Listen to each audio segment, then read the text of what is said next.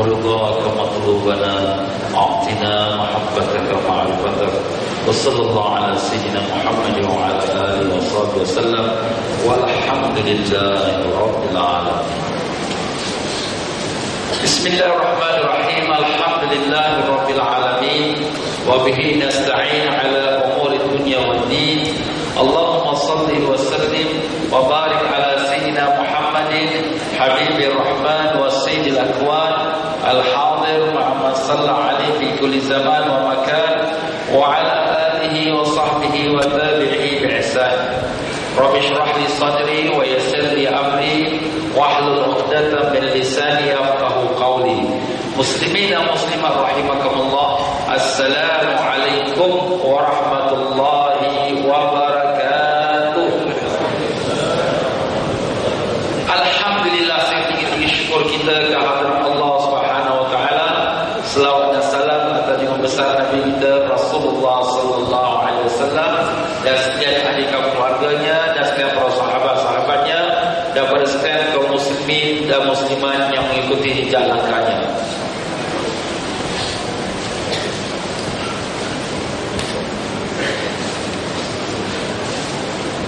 Ya, tuan-tuan dan puan-puan rahimakumullah semua, apa khabar? Alhamdulillah. Dah sarapan ke belum? Belum. Tak apa. Kita boleh jamak takhir tuan-tuan ya. Nanti lepas ni ada sedikit juga refreshment dan insya-Allah tuan-tuan dan puan-puan dapat lama mengalas perutnya. Baik tuan-tuan dan puan-puan, pada pagi ini kita bersyukur pada Allah yang telah memberikan kita taufik dan hidayahnya dapat sama-sama kita berada dalam rumah Allah ini. Jangan kita lupa kita berniat i'tikaf. Bismillahirrahmanirrahim. Nawaitu sunnatal i'tikaf fi hadzal masjid lillahi ta'ala. Sahaja aku berniat i'tikaf dalam masjid ini kerana Allah. Amin ya rabbal alamin. Mudah-mudahan sepanjang kita berada dalam majlis kita ini, kita juga mendapatkan pahala i'tikaf. Ya tuan-tuan dan puan-puan, kami ucapkan selamat datang kepada majlis taklimat umrah dan juga majlis taklimat jejak Rasul. Ya para jemaah sekalian, majlis ini adalah teramat penting kerana kita nak membicarakan tentang atur cara perjalanan dan juga perkara yang perlu kita tahu sebagai persediaan sebelum kita melangkah kaki meneruskan perjalanan ibadah yang tersebut. Jadi setiap perkara mesti ada persediaan. Tuan-tuan nak buatkan kerja kahwin anak pun ada persediaan. Nak buat persediaan untuk pindah rumah pun ada persediaan. Begitulah kita nak buatkan keberangkatan kita ke tanah suci, perlu ada persediaan. Maka dengan itu majlis hari ini amat penting supaya apa yang kita akan lalui dan kita akan lakukan sepanjang perjalanan kita akan kita tahu apa cara-caranya. Ya tuan-tuan dan puan-puan rahimakumullah, maka dalam persediaan kita untuk taklimat keberangkatan ini, kita ada beberapa banyak perkara yang nak bicarakan. Tapi antara yang penting sekali ialah persediaan kita dari segi batin kita. Jadi kalau sekiranya kita nak berangkat ini, kita bukan hanya makan angin, tapi kita beribadah kepada Allah. Jadi apabila kita kata ibadah kepada Allah, persiapan yang antara yang penting sekali ialah persiapan batin. Apa yang kita perlu siapkan persiapan batin kita? Pertama, kita taubat nasuha, mohon ampun dari Allah, kerana kita pun tak tahu apakah perjalanan kita ini kita balik lagi ataupun inilah kita pergi terus. Jadi kita mohon ampunlah daripada Allah Subhanahu wa taala. Dan demikian juga tuan-tuan dan puan-puan, untuk kepada para jemaah, those who cannot understand my Malay, they can have the translation in English inshallah. And for those who need the translation, please come to the counter behind. Inshallah they will get the translation. For those who are going for Umrah and also for going for the package Jejak Rasul, please go to the behind at the lobby to get the translation in English. Baik tuan-tuan dan puan-puan rahimakumullah. Jadi apabila kita mengatakan dia perlu bertaubat nasuha, taubatlah daripada segala dosa-dosa yang telah pun kita tadi baca. Antaranya ialah kita baca astaghfirullah rabbal baraya, Jadi kita mohonlah kepada Allah pengampunan. Dan insya-Allah pada hari Jumaat akan datang ini 24 hari bulan ialah public holiday, hari Wesak Day. Jadi pada hari itu kami insya-Allah di masjid yang mulia ini akan kita adakan majlis qiyamul lail pukul 3 pagi. Di situ kita ada solat taubat, munajat, zikir, istighfar. Jadi kita datanglah, mohonlah ampun daripada Allah Ta'ala. Dan yang keduanya lah kita mandi sunat taubat dan kita pun solat sunat taubat. Ustaz, ada ke mandi sunat taubat? Semua ibadat yang baik-baik kita mulakan dengan bersihkan diri. Seperti kita nak pergi sembahyang hari raya, mandi sunat hari raya. Nak pergi sembahyang Jumaat, mandi sunat Jumaat. Jadi begitulah, taubat ini satu ibadat yang mulia. Jadi kita pun mandi sunat taubat, kemudian kita pun sembahyang sunat taubat 2 rakaat. InsyaAllah sembahyang sunat taubat ini bukanlah maknanya pada hari nak belayar saja. Kalau boleh tiap-tiap hari, tiap-tiap malam sebelum tidur kita sembahyang sunat taubat. Dan insyaAllah pada majlis qiyamul lail yang saya sebutkan tadi, kita akan juga sembahyang sunat taubat. Dan demikianlah kita selesaikan hutang-hutang kita.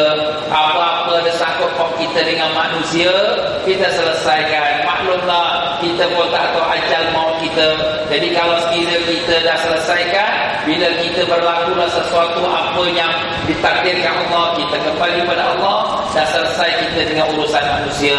Sebab masalah hutang ni tuan-tuan dia, Rasulullah SAW apabila menghadiri satu kematian, Nabi SAW tanya, ada tak jenazah ini berhutang? Orang kata ada. Maka Nabi kata, kamu sembayangkanlah dia. Nabi tak nak sembayangkan. Masya Allah, macam tu sekali berat dia tuan-tuan dia. Jadi kalau kita ada hutang-hutang, kita selesaikan. Dan demikianlah solat hajat, minta pada Allah Ta'ala. Kita nak pergi ni perjalanan, kita pun tak tahu apa yang akan berlaku di hadapan kita. Walaupun kita dah bayar duit package dan bagi pihak GSA Travel Agent, kami pun telah bayar hotel-hotel, penerbangan dan semua persiapan sudah kita siapkan, tapi kita tidak tahu apa yang Allah nak takdirkan kepada kita. Kita merancang, Allah yang menentukan. Jadi kita bermohon pada Allah, sembahyang hajat. Kalau boleh tiap-tiap malam sekarang pun kita sembahyang hajat. Dan kalau insya-Allah pada majlis qiyamul lail pada tanggal 24 hari bulan akan datang ini, kita pun ada sembahyang hajat yang istimewa yang telah diajarkan oleh Al-Imam Syafi'i rahimahullah taala. Dan demikianlah tuan-tuan, kita baca Yasin. Ustaz, kenapa baca Yasin pula? Sebab Yasin ni Nabi SAW bersabda, Yasin 50 ala. Yasin itu untuk apa yang kita baca.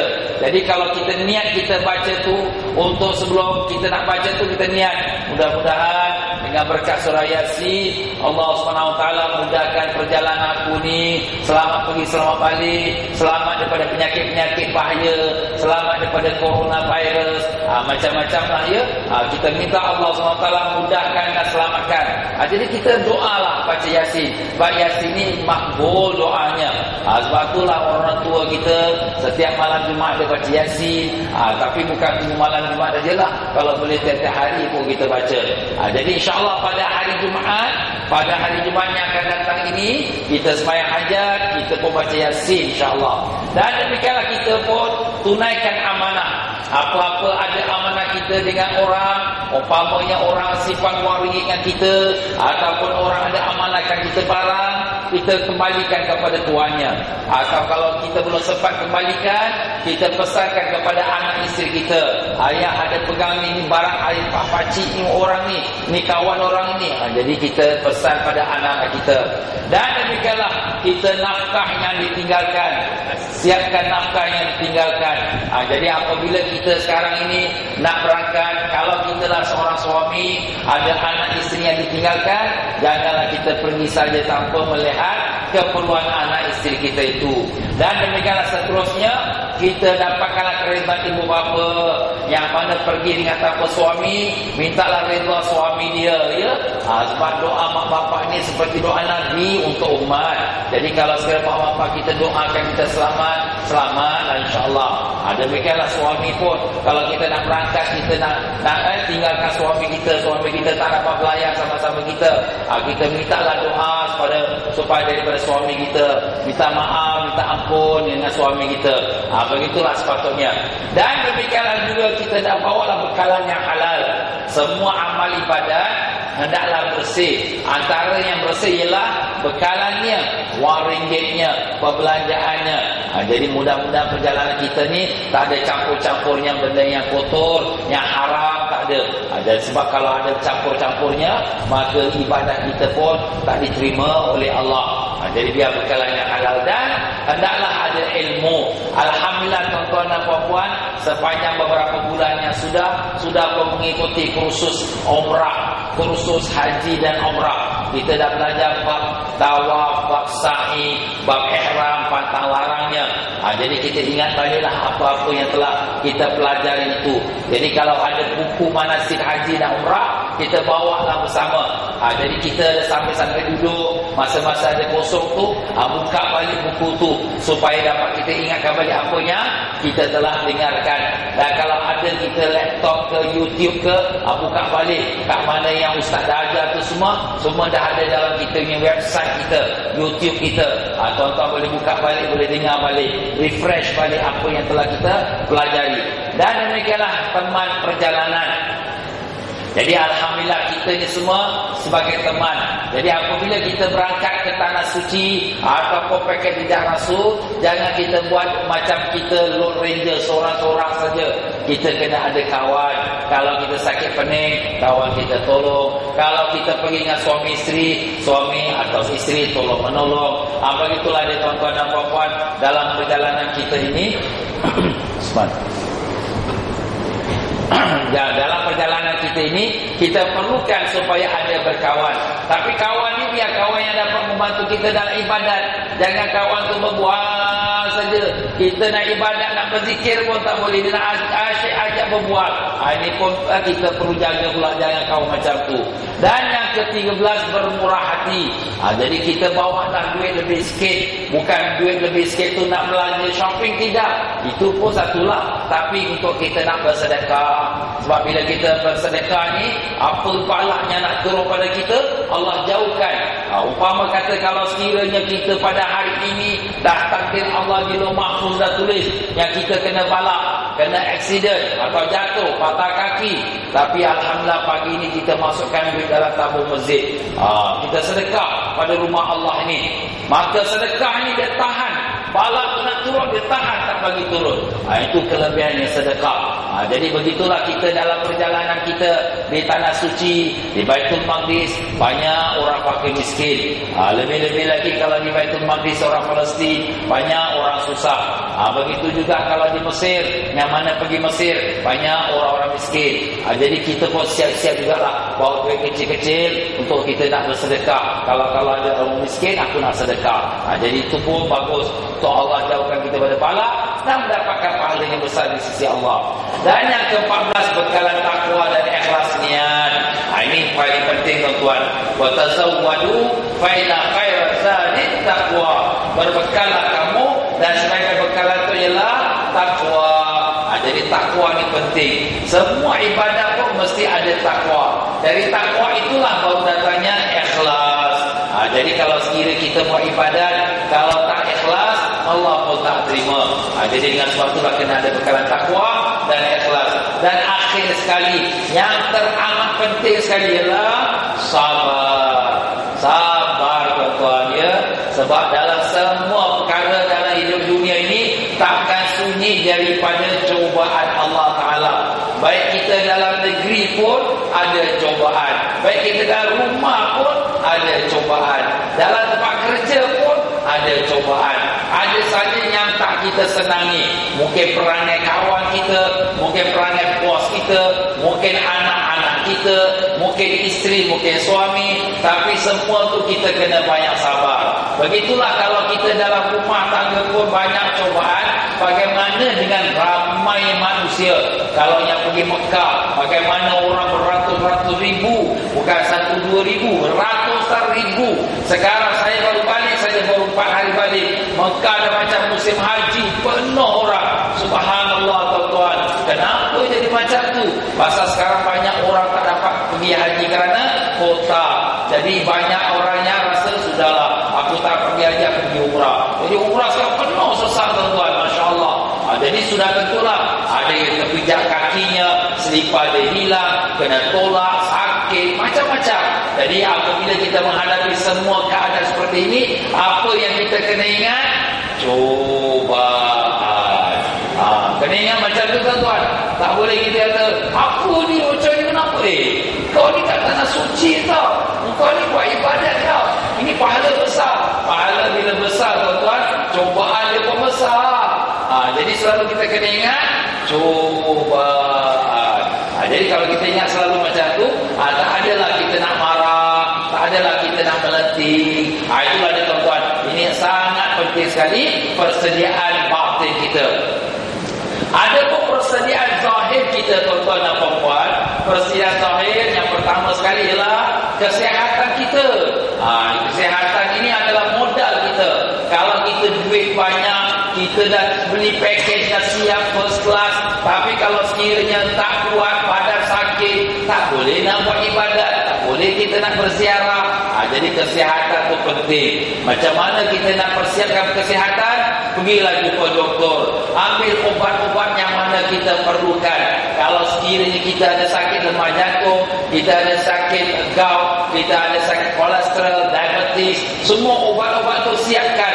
Selama mana kita tak ada dalam negeri, kita siapkan semua. Umpama kita keluar negeri 15 hari, kita siapkan ubat tu 20 hari ubat. Biar terlebih, jangan terkurang. Takut-takut apa jadi tengah perjalanan, stranded ke, tak dapat kapal terbang ke, berlaku peperangan ke, macam-macam boleh berlaku. Cuma kita minta Allah jauhkanlah, ya Allah, jauhkanlah pada segala musibah, balak dan bencana dalam perjalanan kami ini, ya Allah, Allahumma amin, ya Rabbal Alamin. Begitulah dia tuan-tuan, lebihkan sikit obat-obat tu. Dan kalau obat-obat tu kita bawa, jangan letak dalam beg besar, biar dalam beg hand carry kita, bawa dengan tangan kita. Sebab kita tak tahu beg besar kita, ialah malam tak berbau, kalau sekali beg besar kita tak sampai ke airport, kat Jeddah tak keluar beg kita, atau dekat Jordan tak keluar beg kita, macam mana ni? Ubat saya dalam beg besar. Jadi kalau boleh beg obat tu biar dalam beg tangan kita. Jadi lebih orang kata terjamin. Jadi kalau apa pun berlaku, obat aku bersama aku, alhamdulillah. Dan demikianlah kita tuan-tuan dan puan-puan, kalau tak ambil obat tu, kalau tuan-tuan perlu medical assistance, bantuan perubatan. Bantuan perubatan ni macam mana? Kalau sekiranya kita masuk hospital, takdir Allah sakit, kita dekat Jordan sakit, kat Baitul Maqdis sakit, atau kita dekat Mekah sakit, takdir Allah mengatasi segala-galanya. Kita perlukan bantuan kesihatan. Macam mana Ustaz bantuan kesihatan ini? Tuan-tuan beli insurans, ya? Insurans. Dalam package kami ini, kita tidak memasukkan bayaran insurans. Sebab ada orang, dia dah ada insurans sendiri. Dia ada company insurans, dia ada dia punya private insurans, dia ada family insurans. Sebab tu kami tak masukkan supaya tidaklah harga tu lagi mahal pula. Tapi tuan-tuan dan puan-puan mungkin, saya tak ada mana-mana insurans lah. Ustaz cakap ni pun betul juga. Takut kita berlaku sesuatu pula, nanti kita kena masuk hospital pula, nanti macam mana pula nak bayar ribu-ribu. Jadi ini bagus tuan-tuan dapatkan bantuan kesihatan insurans, travel insurans. Sebenarnya travel insurans ni banyak tuan-tuan, ya. Ada NTUC income, ada bank-bank punya, ada pejabat-pejabat punya. Tetapi ada juga teman kita yang di mana dia pun menguruskan juga insurans, yang hari ni tuan-tuan pun dah dapat risalah di tangan. Jadi itu terserah tuan-tuan dan puan-puan. Ini bukan compulsory, bukan wajib, tapi baik kalau tuan-tuan mendapatkannya, supaya ialah malam tak berbau. Ada juga jemaah kita yang masuk hospital nak kena bayar sampai 10,000. Masya Allah, macam mana nak bayar tu? Alhamdulillah, dia ada masuk insurans. Jadi 1 sen pun tak bayar, alhamdulillah. Nasib baik. Kalau sekiranya tak ada, nak kena bayar. Begitu pula ada pula jemaah yang bukan Bukan di Mantai Fauzilah, jemaah lain, jemaah Singapura kita jatuh di Baitul Maqdis, masuk hospital juga, duduk kat hospital. Jadi jemaah semua dah balik, dia masih kat hospital kat Baitul Maqdis. Macam mana tu? Siapa nak bayar bil dia? Alhamdulillah kebetulan dia ada masuk insurans. Jadi senang, dia pun tak fikir, peace of mind. Inilah antara tuan-tuan dan puan-puan dia. Tapi bukan saya kata mesti, ini terserah kepada para jemaah. Sebagai untuk orang kata sediakan payung sebelum hujan. Tuan-tuan nak ambil boleh, tak ambil pun terserah. Dan selain daripada masalah kesihatan, kalau barang-barang hilang ataupun barang tak sampai atau flight delay, itu semua dia ada coverage dia. Bolehlah tuan-tuan baca, boleh pilihlah mana skin yang tuan-tuan nak pilih. Itu pun kalau tuan-tuan tak nak pun tak apa. Ini tak ada kena dengan syarikat TM Fauzi Travel. Ini cuma kita memberikan laluan untuk tuan-tuan mudah membuat pilihan.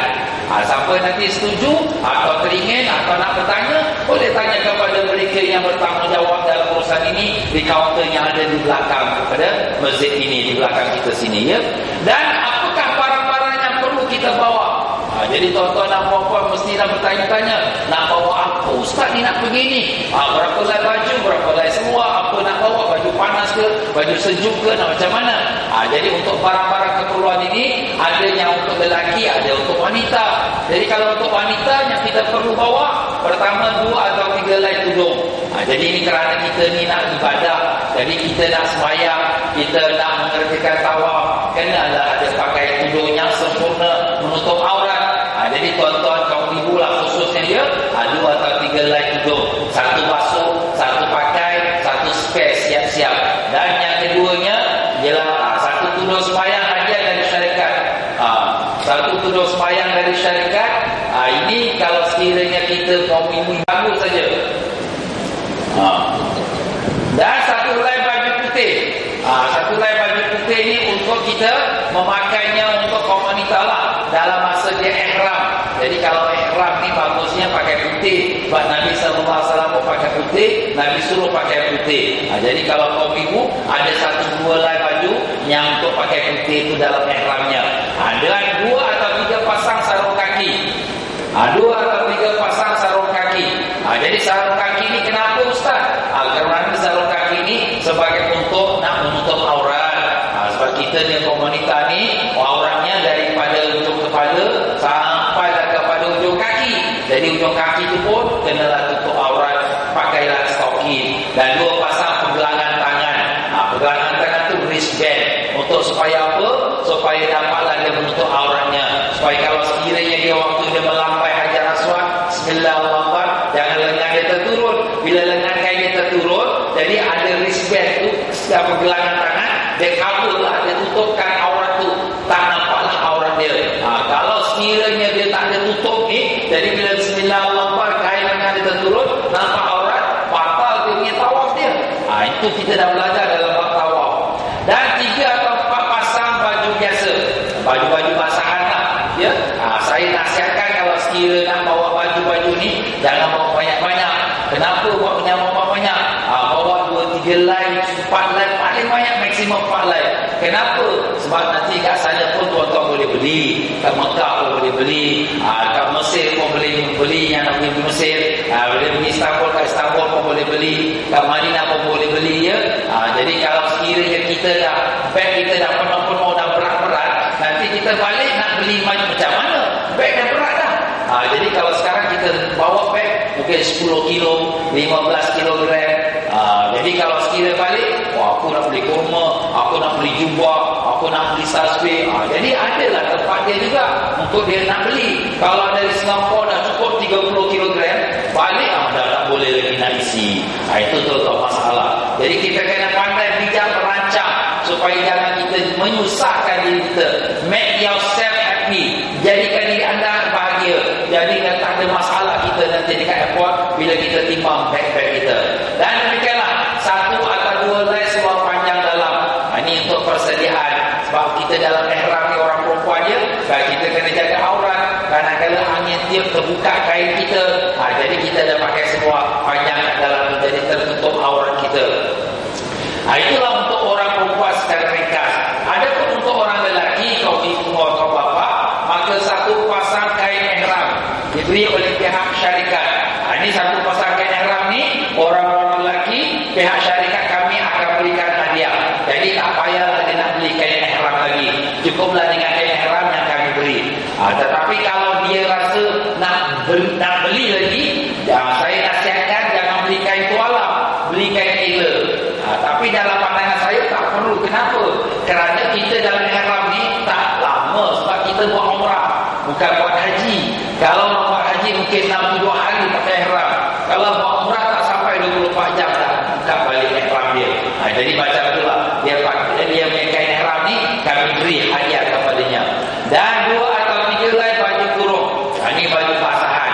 Dia nak buat baju kurung, shirt biasa atau nak buat jubah, boleh. Macam saya sebut tadi juga, jangan banyak-banyak. Sebab kat Mekah pun banyak. Ada jubah, ada macam-macam lagi boleh beli kat sana. Murah-murah lagi boleh, ya. Dan demikian juga, antara keperluannya ialah 2 atau 3 helai seluar panjang. Seluar panjang biasa macam ni ke, seluar panjang yang kita selalu pakai ke, ikutlah mana yang kita lebih selesa. Dan demikianlah pula ya, 2 atau 3 helai t-shirt. T-shirt ni pakai biasa lah. Orang lelaki pakai singlet kat dalam tu kan, pakai t-shirt. Dan demikianlah sunglass. Sunglass ni baik untuk lelaki dan juga untuk perempuan. Kerana apa? Sekarang ni bulan Mei dan Jun, musim panas. Di Mekah, Madinah ni panas. Baitul Maqdis panas juga. Tapi panas Baitul Maqdis taklah macam Mekah, Madinah. Mekah, Madinah ni lebih kurang dalam 42 degree agaknya. Jadi oleh kerana panas itu terlalu kuat, jadi kita perlulah siapkan diri kita dengan keadaan yang akan kita hadapi. Jadi kalau kita lihat pada kaji cuaca yang telah diisytiharkan oleh Tiang World Travel, pada bulan Mei ni, Mekah ni, tengok kalau sekiranya hari ini 42 degree, besok, jadi dalam 42 degree siang hari, malam dalam 30. Jadi kalau Madinah pun lebih kurang macam tu ya, 40, 41, malam 26. Jadi kalau sekiranya kita pergi ke Amman, ke Baitul Maqdis, Amman, siang hari dah 29. Macam Singapura lah kita kata, malam dalam 14, sejuk sikit lah malam. Kalau Baitul Maqdis, siang hari dalam 27, 28. Pun macam Singapura cuaca dia, malam sejuk sikit dia. Dan kalau yang pergi Kairo, pergi ke Mesir, di siang hari panas lebih sikit, 39, 34. Dan kalau malam hari sejuk sikit, 21. Kalau yang pergi Istanbul, maka siang hari dah 26. Jadi pokoknya sini kalau kita lihat Iskandaria dan 30 lebih, semua tempat-tempat ini menunjukkan musim panas. Kalau yang mana pergi Spain pula, pergi Spanyol, kalau yang pergi Spain ini, yang mana pergi Cordoba, dalam 20-an siang hari, malam sejuk. Kalau Sevilla siang hari dalam 20-an, malam pun dah sejuk. Kalau Granada pun macam itu juga lebih kurang, malamnya sejuk. Jadi kalau yang mana pergi ke Andalus, Spain, dia kena buat persiapan lebih. Jadi begitulah dia tuan-tuan dia. Kalau yang mana yang pergi umrah, lagi sangat panas. Jadi dengan itu kepada kaum jemaah semua, bawalah gelas, kita kata gelas hitam ataupun sunglass untuk melindungi dia daripada kepanasan. Khususnya kalau dia waktu kerjakan tawaf. Kalau dia tawaf waktu tengah-tengah hari, jadi matahari itu kuat, dan kemudian dia punya batu marmar itu memancar, dia punya cahaya dia silau mata kita. Jadi kita pakaikan sunglass itu untuk melindungi pandangan mata kita. Jadi kita nasihatkan kerana cuaca panas ni, para jemaah hendaklah dia itu jagalah kesihatan sebaik-baiknya dari Singapura lagi. Dan demikianlah kalau jumpa doktor apabila mendapat apa-apa masalah kesihatan, sebelum kita berangkat pergi cek doktor. Janganlah last minute baru kita, ustaz saya sakit lah, saya belum jumpa doktor. Macam mana kau ni nak berlayar 2 minggu tau, tak balik Singapura, macam mana nanti tengah-tengah jalan? Jadi kita kena siapkan daripada sekarang. Jumpa doktor. Yang bagusnya kita taruh check up. Taruh check up tu apa? 20 dia kata 100% check up. Cuba cek darah kita, cuba cek air kencing kita, cuba cek tekanan darah. Sebab kita tak tahu, kadang-kadang kita ada penyakit, kita ingat kita tak ada sakit. Bila cek doktor, kau ni sakit diabetes lah, kau ni kolesterol tinggi ya. Ya Allah, baru kita tahu. Jadi kalau boleh kita simak atau cek diri kita sebelum kita berangkat ni. Dan demikian juga Kita makanlah vitamin yang boleh menambah ketahanan badan. Tuan-tuan dan puan-puan sekarang macam-macam. Ada obat-obat suplemen, obat vitamin BA, vitamin tongkat ali, vitamin lagi apa macam tongkat lagi lah. Jadi tuan-tuan dan puan-puan yang mana dah biasa dengan apa yang tuan-tuan makan tu, bawalah juga, ya. Bukan hanya obat doktor saja, bawa suplemen untuk tambahkan lagi kekuatan. Sebab kita perlu kekuatan. Orang yang pergi jalan jejak rasa banyak berjalan, yang pergi umrah pun banyak tawaf sa'i. Semua yang perlukan kepada kekuatan. Jadi kita makan suplemen lebih. Dan demikian juga tuan-tuan dan puan-puan, iaitu ambil sedikit garam makan, tambahkan garam ini ke dalam air minum anda jika badan terasa kering, letih dan tidak bermain. Sebab garam ni ada khasiat dia. Sebab tu badan kita pun bergaram sebenarnya. Kalau kita ambil perut kita rasa, ada rasa garam dia. Sebab memang garam tu ada khasiat dia. Jadi kalau kita minum, tapi jangan banyak sangat, ambil letak sikit saja. Kalau kita rasa macam badan tak sedap ke apa, ambil garam sikit kita letak, kita minum. InsyaAllah menjadi salah satu penawar juga. Dan demikianlah, jangan berkaki ayam di atas tar yang sangat panas, kerana ia adalah berbahaya, khususnya di sekeliling Masjidil Haram di Mekah dan Masjid Nabawi di Madinah. Ini saya nak ingatkan kepada para jemaah sekali lagi. Tiap-tiap tahun pun saya ingatkan, tapi tiap-tiap tahun juga ada orang yang terlupa. Yalah, maklumlah manusia tuan-tuan, ya. Dia punya komputer pun dah berkarang, dah terlupa, ya. Jadi begitulah dia tuan-tuan. Kadang-kala kita bila keluar pada Masjidil Haram, Masjid Nabawi, di tempat yang kita nak keluar tu selipar kita hilang. Allah, selipar tu kena curi ya. Jangan cakap kena curi. Cakap selipar kita sudah diambil Allah. Allah Ta'ala takdirkan orang ambil selipar kita. Kalau kita kata kena curi, kita gerak, kita marah. Kalau Allah Ta'ala ambil, inna lillahi wa inna ilaihi raji'un. Kenapa kau? Selipar Allah dah ambil lah. Jadi tak adalah rasa marah. Jadi bila kita tak marah, tak apa-apa. Sebab apa? Kita sabar, ya. Kemudian kita nak keluar masjid macam mana? Kita pun, rumah aku jauh ni, tak apa, aku lari cepat-cepat. Jangan. Sebab batu marmar dia ni panas. Panas dia macam mana tuan-tuan dan puan-puan? Kalau kita ambil telur, kita pecahkan batu, masak telur tu. Masak. Dan ini berlaku pada jemaah. Tiap tahun berlaku. Kenapa? Dia pun ingat, apa aku lari cepat-cepat. Bila dah sampai hotel dia tuan-tuan, kaki dia nyok, alamak. Dah malam dah tak boleh pijak. Tak boleh pijak dah. Pasal dah sakit dah. Besok dah bekal benana Allah. Nak pergi tawaf dah tak boleh. Nak semayang pun dah tak boleh. Kenapa? Pasal dia lari atas batu marmar tengah hari panas. Sebab itu nasihat kami kepada semua jemaah, jangan kita buat kerja macam tu. Ustaz, macam mana selipar dah hilang ni? Kita tengok kalau ada kawan-kawan yang sama-sama kita, tolong kau belikan selipar kat kedai, nanti aku bayarkan balik. Beli selipar tak apa, 10 rial, 20 rial tak apa. Ataupun tak ada temuan, Ustaz macam mana ni? Kita tengoklah kat depan masjid tu, mana selipar-selipar yang buruk-buruk.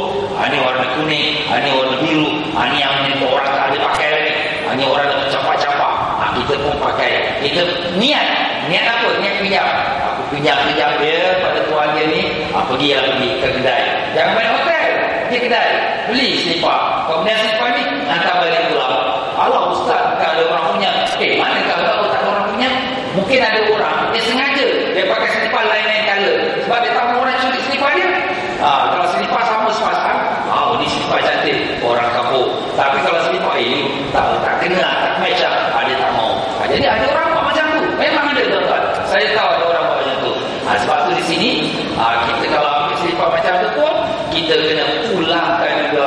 Nak ulangkan juga Ustaz, ulangkan juga. Sebab tu bukan hak kita tuan-tuan. Kita buat dosa kat luar Mekah dan dosa dalam Mekah lagi dosa tuan-tuan.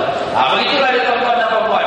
Dan nasihat lagi, iaitu apabila mendapat sakit teruk atau tidak boleh ke klinik, beritahu pegawai supaya menghantar anda ke klinik. Ini tuan-tuan dan puan-puan dia. Bila kita kata kita bila menghadapi sesuatu kesusahan, kita pun reda, sabar, cobaan. Tapi cobaan itu jangan kita tak usaha. Kita sakit, tak apalah cobaan. Ya, tak pilih. Tak keluar makan, cobaan, sabar. Kenalah kau pergi jumpa pegawai, bagi tahu. Kalau sakit kau sikit, mudah-mudahan dapat jumpa doktor, terus disembuhkan Allah. Tapi kalau cobaan-cobaan, ni sakit makin tambah. Besok dah nak berangkat, besok nak pergi ke Baitul Maqdis. Macam mana kau ni? Jadi di sini kita kena ambil usaha juga, tuan-tuan. Pergi jumpa pegawai, saya sakit, boleh jumpakan doktor tak? Okey, kita pun akan usahakan macam mana nak bawa dia pergi hospital atau pergi doktor ke rumah. Cuma dalam masalah ini, tuan-tuan, kalau nak pergi doktor ke rumah atau ke hotel, itu ada ekstra lah bayaran. Dan itu tuan-tuan dan puan-puan kena urus sendiri. Ya, Ustaz, saya dah insurans. Insurans ni cara dia, tuan-tuan, kita bayar dulu, kita ambil receipt, balik Singapura baru kita claim. Itu cara insurans lah. Itu cara dia. Jadi begitulah tuan-tuan dan puan-puan. Kalau sekiranya kita hantar hospital kerajaan, kalau kat Mekah Madinah free. Tapi kalau Baitul Maqdis, kalau dekat Mesir, dia ada hospital kerajaan, ada hospital private. Tapi kalau hospital kerajaan dia, tuan-tuan, nak masuk pun tak selera. Jadi kalau macam tu, pergilah hospital private, itu lebih baik lah, ya. Sebab kita ni orang Singapura dah terbiasa, hospital kita semua 5 star. Jadi kalau masuk kat sana tu tak ada star langsung. Jadi kita nanti takut sakit sikit jadi sakit banyak pula. Maaf tuan-tuan, kita cakap tu bukan nak merendahkan mereka, tapi memang betul macam tu. Keadaan negeri mereka tu macam tu, ya. Dan dinasihatkan kita musim panas ni banyakkan minum air. Sebab kita bila musim panas ni perlu kita kering. Jadi kita cepat berpeluh, basah tu badan kita. Jadi apabila badan kita air keluar banyak disedut oleh udara panas, jadi kita kena gantikan dia dengan banyak minum supaya badan kita cool, sejuk. Kalau tidak, badan kita kekeringan, dia akan jadi heat stroke, dia akan boleh jadi demam panas. Dan banyak orang jemaah-jemaah kita, jemaah-jemaah haji pun, apabila dia tak jaga minum air ni, dia take for granted, tak kisah aku kat Singapura bukan minum banyak mana pun. Apabila nanti dia kena panas, dia akan demam panas yang kuat. Sebab tu dinasihatkan banyakkan minum air. Kalau kita kat Mekah Madinah, kita untung airnya percuma. Air apa? Air Zam-Zam, the best water in the world. Tak ada lagi yang lebih baik daripada Zam-Zam. Banyakkan minum Zam-Zam. Masuk Masjidil Haram minum Zam-Zam, masuk Masjid Nabawi minum Zam-Zam. Di Masjid Nabawi di Madinah pun semuanya air Zam-Zam, tuan-tuan. Alhamdulillah, dalam masjid semua air Zam-Zam. Syukur pada Allah. Jadi kalau sekiranya ada orang nak bawa air Zam-Zam balik ke bilik dia pun boleh, tapi dia bawa dalam plastik. Dia tak boleh bawa dalam botol. Sebab kalau bawa botol ditahan oleh security-nya ada di pintu masjid. Kita bawa plastik, isi air Zam-Zam plastik, kita bawa balik ke rumah kita, ke hotel kita tuang dalam botol. Itu caranya kalau kita nak bawa air Zam-Zam balik ke hotel kita. Dan demikianlah tuan-tuan dan puan-puan, kita elakkan diri cuaca panas terik semasa tanah suci, kerana suhu panas sangat berbeza dengan negara kita. Jadi kalau boleh kita berjalan pun jangan berjalan bawah matahari terdedah lama. Jangan terlalu lama bawah cahaya matahari. Habis nak jalan macam mana, Ustaz? Jalan bawah bayangan, shadow. Hotel-hotel kita pergi masjid tu cari tempat-tempat teduh, kita jalan pergi masjid. Begitu juga kalau kita di Baitul Maqdis. Begitu juga kalau kita ke Mesir. Tetapi insya-Allah semua jemaah kami yang pergi umrah, yang pergi Baitul Maqdis, semuanya kami berikan setiap satu jemaah satu payung. Jadi tuan-tuan pakailah payung tu. Jadi bila nak pergi masjid, bawa. Bila tawaf, pakai. Jadi apabila tuan-tuan pakai, orang akan tengok TM Fauzi Travel. Dapatlah saya nama juga. Alhamdulillah, terima kasih banyak-banyak. Yelah, tuan-tuan kita cakap jelah. Tapi itu pakai, itu penting. Sebab kita beri untuk dipakai, bukan beri untuk disimpan, tuan-tuan. Dan kita buatlah ibadat sunat sekadar mana yang diizinkan oleh kesihatan kita. Jangan berlebihan. Memang kita nak pahala besar di Mekah Madinah, tapi kita kena tengok kemampuan kita. Kita boleh mampu angkat 10 kg berat, kita nak angkat 100 kg, apa hal? Terus jatuh pingsan. Macam itulah ibaratnya. Kita semayang, kita pun perlu rehat, perlu tidur, perlu makan, perlulah kita relax sikit.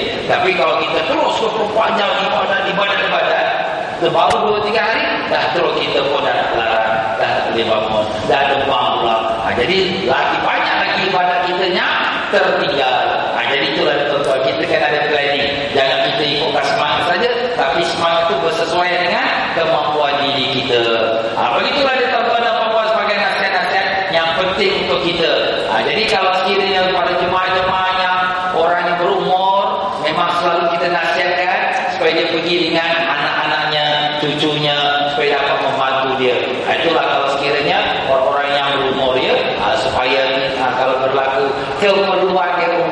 minta bantuan, anak cucu dia itulah yang membantunya. Itu lebih baik. Dan daripada segi kasut kita, kalau kita nak pakai kasut ni, kasut macam mana? Kasut apa tumit tinggi, baik yang lelaki, baik yang perempuan. Kenapa Ustaz? Sebab kalau sekiranya kita di dalam pergi berziarah atau pergi umrah, banyak berjalan. Jadi apabila kita banyak berjalan, kalau tumit dia tinggi, jadi tumit kita tak balance. Lama-lama kita terperecok nanti. Dah sakit kita. Jadi buat apa lah nak siksa diri? Ini bukan nak pergi rumah dia seorang kahwin. Ini bukan nak pergi tengok wayang lapar. Ini kita nak pergi ibadah. Alah, pakai kasut biasa sudah. Pakai pump shoe ke, biasa-biasa sajalah ya. Dan demikianlah untuk keperluan jemaah lelaki dan wanita, 1 gulung tali rafiah untuk mengikat barang, penyepit baju, selas sejadah tipis. Sejadah tipis ni kami akan hadiahkan kepada jemaah. Yang ni tali rafiah ni semua, ini terserah kepada jemaah. Kalau dia nak bawa boleh ya, untuk ikat beg dia, ataupun kalau di tempat hotel tu dia nak gantung untuk dia nak sidai baju dia basuh ya, itu bolehlah dia gunakan tali rafiah tu. Dan demikian juga untuk lelaki dan perempuan, keperluan peribadi di kebersihan diri, bersegi, obat gigi, sikat ya, penyepit kuku dia, pisau cukur. Cuma pisau cukur penyepit kuku ni tak boleh bawa masuk dalam kabin kapal terbang. Sebab apa? Undang-undang semua barang-barang yang tajam yang boleh jadi macam senjata tak boleh bawa and carry, mesti masuk dalam beg besar supaya tak ditahan oleh pihak immigration ataupun custom. Dan demikian juga minyak angin, minyak gosok, obat-obat dan yang diperlukan. Jadi minyak-minyak angin, obat-obat di semua ni tuan-tuan bawa sendiri. Ini kita namakan first aid, bantuan yang pertama. Sebab tuan-tuan dan puan-puan kalau pening-pening mabuk, kau ada Panadol kau? Alhamdulillah aku ada. Minta dapat dah. Jadi dia pun relax sikit. Kalau sekiranya dia sakit badan, kau ada minyak panas tak? Kita gosok-gosok sikit. Alhamdulillah segar sikit. Kalau sekiranya sakit sikit nak pergi hospital, sakit sikit hospital susah. Hospital tu bukan senang tuan-tuan. Pertama nak berjalan, keduanya orang ramai. Jadi kita ada persiapan diri kita sendiri, first aid kita. Jadi tak perlu kita mengharapkan orang sangat. Ini tuan-tuan bawalah sendiri. Ini semua keperluan peribadi. Dan jam runcing kalau perlu. Sekarang semua iPhone, handphone semua ada jam runcing. Dan demikian juga kita buat like kepala muka. Ini keperluan sendirilah kalau perlu ya. Dan demikianlah tuan-tuan, 1 atau 2 pasang selipar. Dan juga Nivea krim atau jelly untuk kulit yang kering. Dan demikian juga untuk kita punya bibir yang kering. Ya, jadi tuan-tuan dan puan-puan, negeri-negeri yang kita akan pergi ziarah semua banyaknya negeri cuaca padang pasir. Mekah, Madinah, Baitul Maqdis, Jordan, Mesir, banyakkan negeri padang pasir. Jadi bila negeri padang pasir ini dia kering. Walaupun kalau ada sejuk dia pun kering juga. Jadi apa yang berlaku bila kering? Kulit kita merekah, pecah. Di antara paling cepat sekali pecah ialah bibir kita. Saya di bawah balik pergi Mekah. Saya sampai kat dia bibir dah kering dah. Masya Allah. Sebab cuaca panas dan cuaca kering. Jadi nasihat saya, tuan-tuan dan puan-puan beli macam apa yang ada kat dalam gambar kita ni, Nivea ataupun apa-apa brand yang lain lah. Ini macam gencu ni untuk pakai kat bibir kita. Kita simpan dalam poket kita. Rasa kering saja terus pakai, rasa kering terus pakai. Macam itulah. Vaseline, Nivea ni semua tuan-tuan boleh pakai untuk nak sapukan kulit-kulit kita. Rajin-rajinlah. Especially yang kedua ialah tumit kita. Kalau pertama bibir kita yang mudah pecah, keduanya tumit kita mudah pecah. Kenapa mudah pecah? Sebab kita banyak berjalan. Tawaf, sa'i, jalan, ziarah sini. Jadi bila kita jalan, dia hentak. Jadi dia pecah. Jadi kita ambil Vaseline, setiap malam kalau tidur sapu kaki kita. Jadi itu protection. Protection is better than cure. Ya, kita menjaga lebih baik daripada kita nak berubat. Itu yang kita selalu kita dipahalkan. Dan bawalah buku haji umrah, buku doa, pena, marker, masking, lampu suluh. Ini semua kadang-kadang memang kita perlu. Tengah-tengah malam ke blackout apa, kita ada lampu suluh. Begitu buku-buku doa. Buku doa ni kita kena buat handy. Handy tu macam mana? Sentiasa dalam beg tangan kita. Bila kita masuk masjid, saya dah ada buku doa. Bila kita tengok Kaabah, dah ada buku doa. Begitulah buku doa itu selalu dalam tangan kita. Begitu juga buku haji dan manasik haji dan umrah. Itu kita bawa. Bila kita duduk-duduk dalam kapal terbang, kita baca. Itu semua biar dalam tangan kita supaya mudah punya reference. Dan tuan-tuan dan puan-puan, bila pergi negeri Mekah, Madinah, Jerusalem, Baitul Maqdis, Jordan, Mesir semua, kadang-kadang dia punya views dia tu tak sama macam kita. Jadi kita kena beli adapter. Adapter yang ada dua mata. Ada yang dua mata, kemudian kita sambung dengan kita punya fuse-nya biasanya 3 mata.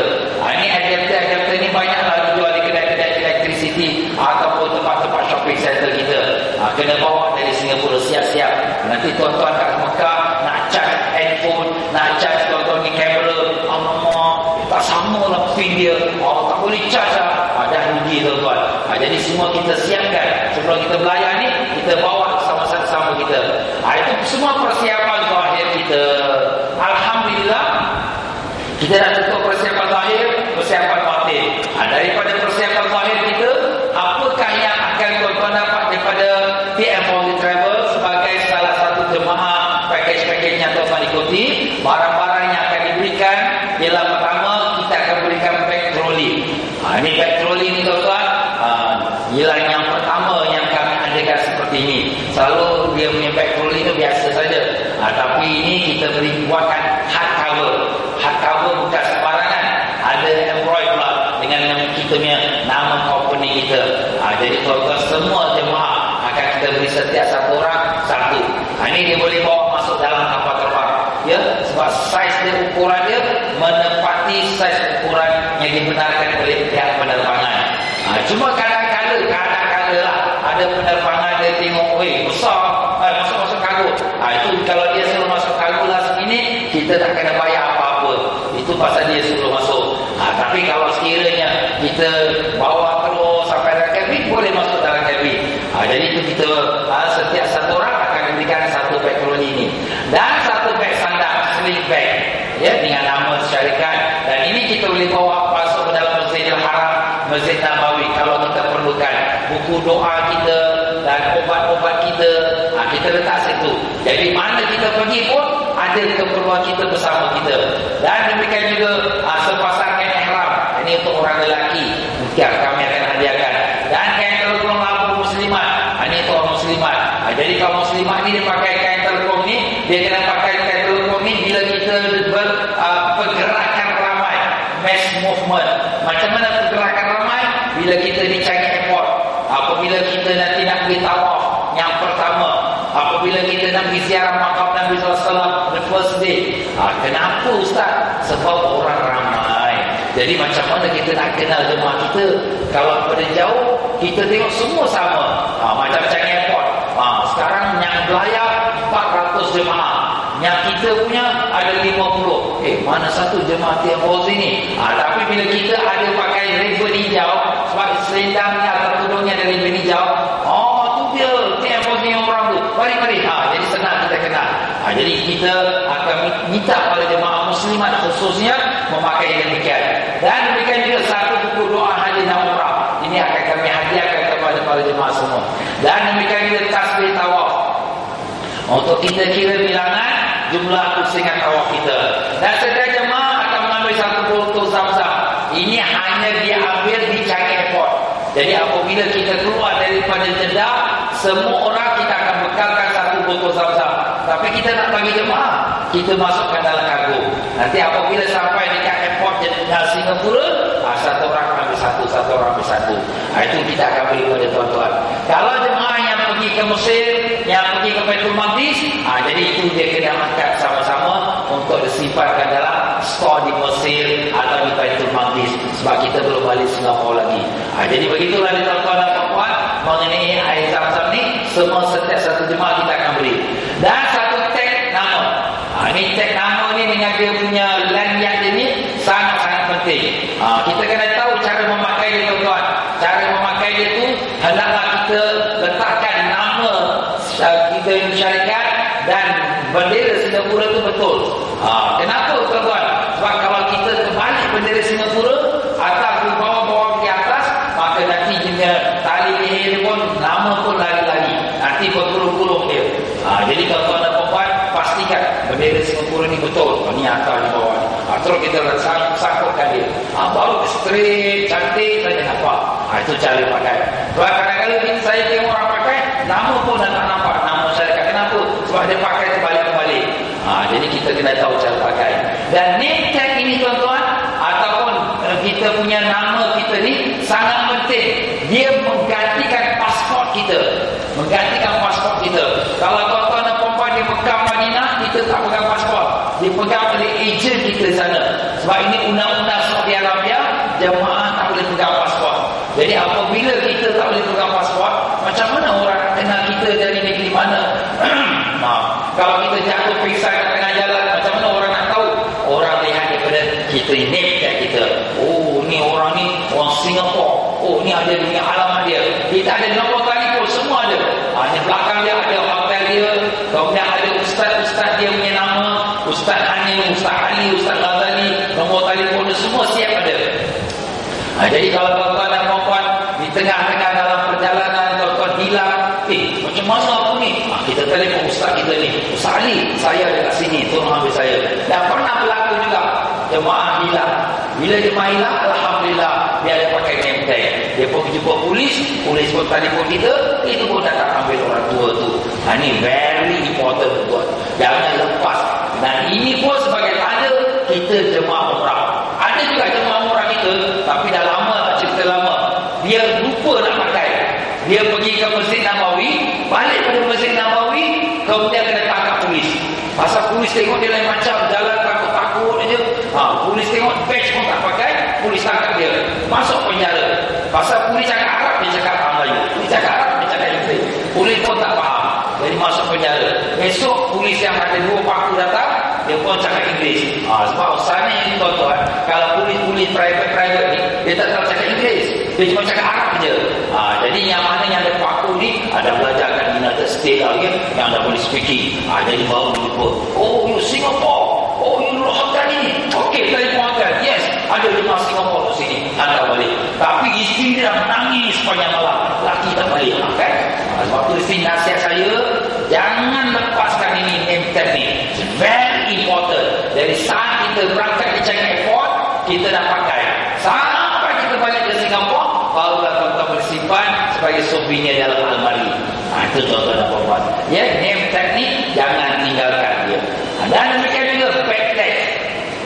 Bag tag ni tuan-tuan dan puan-puan, kita ada siapkan 2. Satu tuan-tuan ikatkan di bag besar, dan satu tuan-tuan ikatkan di bag troli tuan-tuan. Sebab bag besar, bag troli, kita kadang kita tinggalkan kat tepi. Kita cuma bawa sling bag saja. Tapi mana bag aku ni? Bag troli, semua sama warna hijau saja. Mana satu aku ni bag? Tengok nama. Kadang-kadang ini pun satu masalah. Kita punya nama ni tuan-tuan, bila kita nak ikat ni, dia kena cari ikat. Cari ikat tu mestilah kita masukkan kad tu dalam dia punya lubang daripada tali dia tu. Jadi ni tali ni tuan-tuan, dia ada lubang dia. Ni lubang dia ni dia tali 2 tali. Jadi kad ni kita masukkan dalam lubang ni, supaya dia terikat, masuk dalam handle supaya dia lebih terikat. Tak ada gambar sini menunjukkan terikat tak ada itu dah. Okey, tak ada. Jadi itulah dia tuan-tuan dan puan-puan. Makna di sini kita kena ikatkan kat kita. Yang ada orang dia buat lagi bagus. Dia tampakkan kita katakan sports tape ke, yang warna-warni tu, dia tuliskan nama dia kat bag dia. Jadi kalau kad ni boleh terlepas, tapi kalau sports tape tu dia tak boleh terlepas. Itu pun bagus juga, supaya dia lebih, orang kata, selamat dan dapat kenal bag dia. Atau dia tuliskan yang marker Ahmad bin Kasim. Jadi mana-mana pun dia tahu ni bag Ahmad bin Kasim. Ini pun bagus juga sebagai keselamatan, supaya mudah. Sebab semua bag sama, jadi kita tak tahu mana satu bag kita. Jadi itulah dia tuan-tuan dan puan-puan yang akan kita berikan kepada para jemaah sewaktu pada hari taklimat ini. Jadi insyaAllah tuan-tuan dan puan-puan, selain daripada itu kita akan berikan payung yang telah saya sebutkan tadi. Kita akan berikan sejadah. Sejadah ni tuan-tuan dan puan-puan, bawa dalam hand carry. Kenapa Ustaz? Nanti kalau tuan-tuan di airport Singapore, airport di Jordan, airport di Bangkok, airport nanti di Madrid, airport di Istanbul, kadang-kadang masuk waktu semayang, nak semayang nak buat semayang tak ada. Tak apa, kita ada sejadah. Kan senang.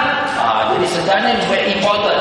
Dan tuan-tuan pergi ke Masjidil Haram, Masjid Nabawi, kadang-kadang tuan-tuan semayang tempatnya tak ada sejadah. Macam mana tu Ustaz? Yelah, orang dah penuh, Jadi sembahyang kat luar tepi jalan. Sembahyang tepi jalan, macam mana nak sembahyang? Aku ada bawa sejadah, tak apa. Kan dia senang. Jadi kita kena buat persiapan diri kita, tuan-tuan. Sejadah ni pun tak berat. Kecil saja. Sebab dia tipis. Memang sengaja kita buat tipis supaya tuan-tuan boleh masuk dalam hand carry tuan-tuan dan puan-puan dan tidak memberatkan tuan-tuan. Itulah hadiah-hadiah yang kita beri pada semua jemaah. Yang umrah, yang jejak rasul, semua sama. Baiklah tuan-tuan dan puan-puan. Jadi sekarang ni kita dah siapkan diri kita. Dah siap zahir kita, batin kita, barang-barang kita pun dah siap. Jadi sekarang kita pun dah begitu semangat. Bila nak belayar ni? Bila nak belayar ni? Sekarang hari nak belayar pun dah sampai. Apa yang perlu kita lakukan? Kita sembahyang sunat safar 2 rakaat sebelum kita keluar rumah. Terus sembahyang sunat safar 2 rakaat kerana Allah Akbar. Baca Fatihah, kuliah. Dan kemudian rakaat kedua Fatihah, kulhu. Lepas tu kita minta doa kepada Allah, selamatkan perjalanan kita pergi, selamat kita balik. Ini penting tuan-tuan ya. Sebab itu semua Allah yang menentukan. Jadi kita minta perlindungan daripada Allah Taala. Sembahyang sunat safar 2 rakaat sebelum kita keluar rumah. Kemudian kita nak keluar rumah, kita nak ke airport. Bila kita berkenan airport? Kita kena berada di Changi Airport, Terminal 1 atau Terminal 2 atau Terminal 3 2 jam setengah sebelum berangkat. 2 jam setengah sebelum berangkat. Jadi tuan-tuan dan puan-puan tengok itinerary masing-masing. Pukul berapa betul lah, pukul berapa mesti ada di airport.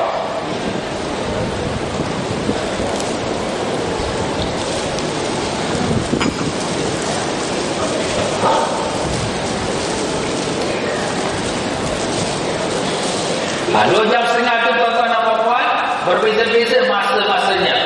Jadi kami kenalkan tuan-tuan dan puan-puan juga kepada kalau sekiranya jemaah itu berangkat dengan siapa dan rombongan dengan siapa. Jadi kalau sekiranya yang berangkat dengan Egypt Air, dia pertama rombongan yang diketuai oleh Haji Osman. Ini rombongan Umrah Baitul Maqdis Aman Mesir 15 hari. Ya. 12 hari maaf ya. 12 dia berangkatnya pada 1 hari bulan Jun sampai 12 Jun ya.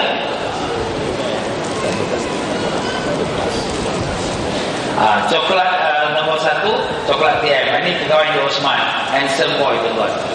Yang keduanya itu Hajar Norwida.